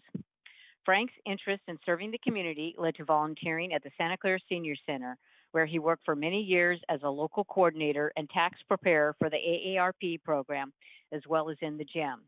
He also served on the City of Santa Clara Senior Advisory Commission, and I know also that Frank represented Santa Clara on other senior issue groups in our region. Frank passed away on August 2nd, 2020, at the age of 88. Frank was predeceased by his siblings Marianne, Ruth, Charlie, Jack, and Jim. He is survived by his sister Joan Lippett, his loving partner Alice Pivacek, who was also a former senior commissioner, his former wife Shirley, his children David, Terry, Paul, Sheila, Doug, partner Marla, Juliet, Mark, partner Katie, and his grandchildren Cameron, Nathan, Jason, Jordan, Portia, Augie, Zoe, Otto, Ellie, Ian, and Abby, and many nieces and nephews. And I had the privilege of being one of Frank's students in science class in junior high school, and I learned a lot of really good things from Frank. And later, he advised me frequently on affairs of the city, so I will miss seeing him. He was a great guy. And the next person is Richard Wasung Gu, long-term Santa Clara resident. Richard Wasung Gu was born on December 19, 1927, in Wailuku, Maui, Hawaii, to George and Lucy Gu, who owned and operated a market and the famous Lucy Gu's lunch and pastry shop in Wailuku. Richard was the youngest of 7 children. Richard attended St. Anthony's High School and DeVay Electronics School, where he pursued his interests and skill in electronics. He worked in the family business after school and served in the Hawaiian National Guard during World War II. He married his high school sweetheart, Joyce Sakamoto, from Makawao on November 11, 1950. They shared a love of dancing. Their favorite was the foxtrot. After their wedding, they worked at the Dole Pineapple Cannery and bought their first home in Dream City, now called Kaululu. Richard, Joyce, and their daughter Joanne moved to California in 1956. Soon after, Richard began working as a technician at Hewlett-Packard. The Gu family moved to their new home on Pomeroy Avenue in 1960 after Hewlett-Packard opened their frequency and time division in Santa Clara, now known as Agilent Technologies. During his tenure at Hewlett-Packard, the company made significant advances in instrumentation with frequency and time technology. After a long and successful career, Richard retired as an associate electronics engineer in 1986. Richard was always interested in the latest electronics. His household was the first to have a digital clock and a top-loading VCR, and I remember the stories about that. He often used a ham radio to stay in touch with his buddies on the island. He enjoyed cheering on local sports teams, taking daily walks in the neighborhood, working on his yard, maintaining his large collection of mechanical toys, and attending Sunday Mass at St. Justin's Church. Richard lived during the most eventful century of this world's history and had the great fortune of witnessing the fastest change and progress of mankind. Richard passed away on August 7th, 2020, at the age of 92. He will be deeply missed by his family and friends. And I have known Richard for most of my life, as his daughter Joanne was a school chum and still a friend of mine. And we were all HP employees, and Richard and I used to love to talk about good times at HP, so we will miss his very loving personality. Thank you, Mayor. Thank you, Teresa, for reading those. I'm now going to ask the council if we would take a moment to honor the life and legacy of Rick Doyle, former San Jose city attorney who passed away from cancer only 2 weeks after his retirement. Rick had a long and distinguished career at the city of San Jose, leading the city through many contentious issues, such as the San Jose airport curfew and pension reform, among several others. After 20 years of public service, he retired on August 8th, 2020. Rick will be fondly remembered by all who had the fortune to work with him, many of whom now work for the city of Santa Clara. Rick passed away on August 23rd, 2020, and is survived by his wife and 2 sons. I'd now like to open the floor to the city council and city staff, anyone who'd like to say a few words about Rick, and I think I'll start with our city attorney who worked closely with him. Thank you, Madam Mayor. Yes, I've known Rick for, that's 30 years now. Despite having the same last name, we're not related. We always had to clear that up. I worked with Rick for many, many years at the San Jose City Attorney's Office, and after that, I worked with him as a colleague as the city attorney here in Santa Clara. I worked with him he was the city attorney of San Jose, and we were able to actually settle a few cases between the two cities. I think partially based on our long personal relationship, and it's been very hard to hear about him passing. I just spoke to him for the last time about. It was just about 6 weeks ago. We were on a call together. I'm just going to read something I wrote for a colleague of ours' Facebook page. Rick's passing is a tremendous loss to the community that he served for decades, but it is even a greater loss, a more stinging loss to those of us who knew him personally. He was that rare combination of intellect, compassion, and wisdom. He loved his family dearly and spoke to me of them when we would talk.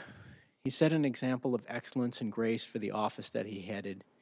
He provided prudent guidance to the city of San Jose, all with that charming, subtle smile and wonderful wit. We will miss him greatly.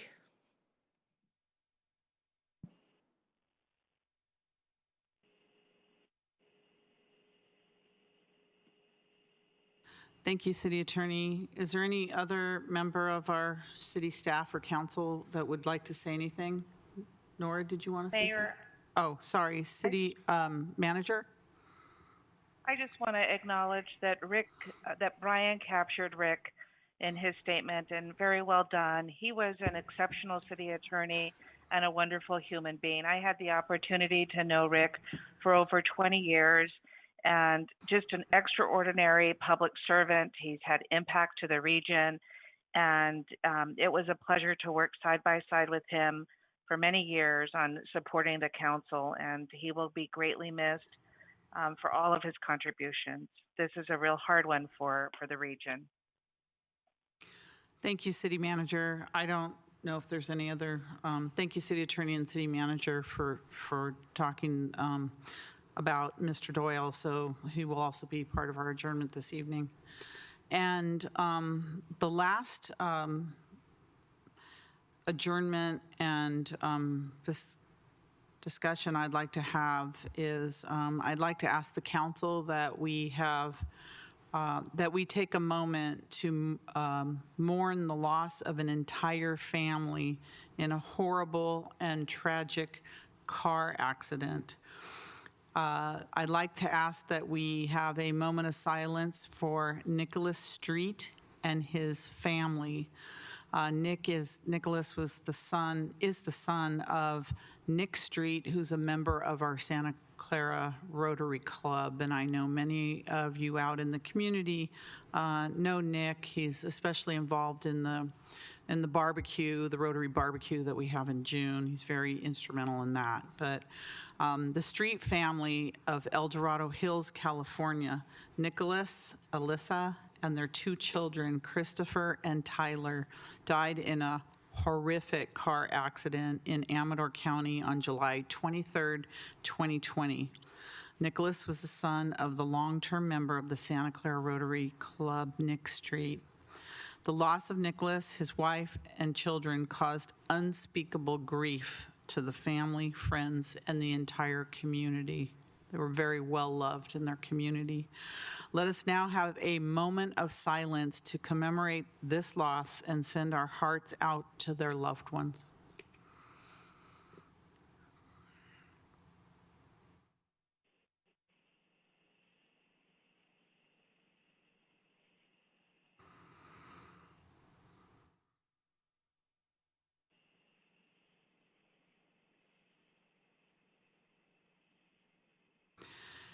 I'd like to ask the council if we could have a motion to adjourn in all of their memories.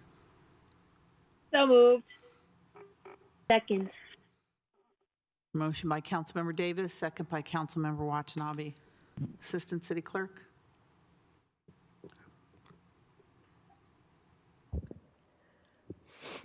Vice Mayor Hardy. Yes. Councilmember O'Neill. Yes. Councilmember Davis. Yes. Councilmember Watanabe. Yes. Councilmember Chahal? Yes. And I Mayor say Gilman. yes as well. And that passes unanimously, and this meeting is adjourned. Thank you all.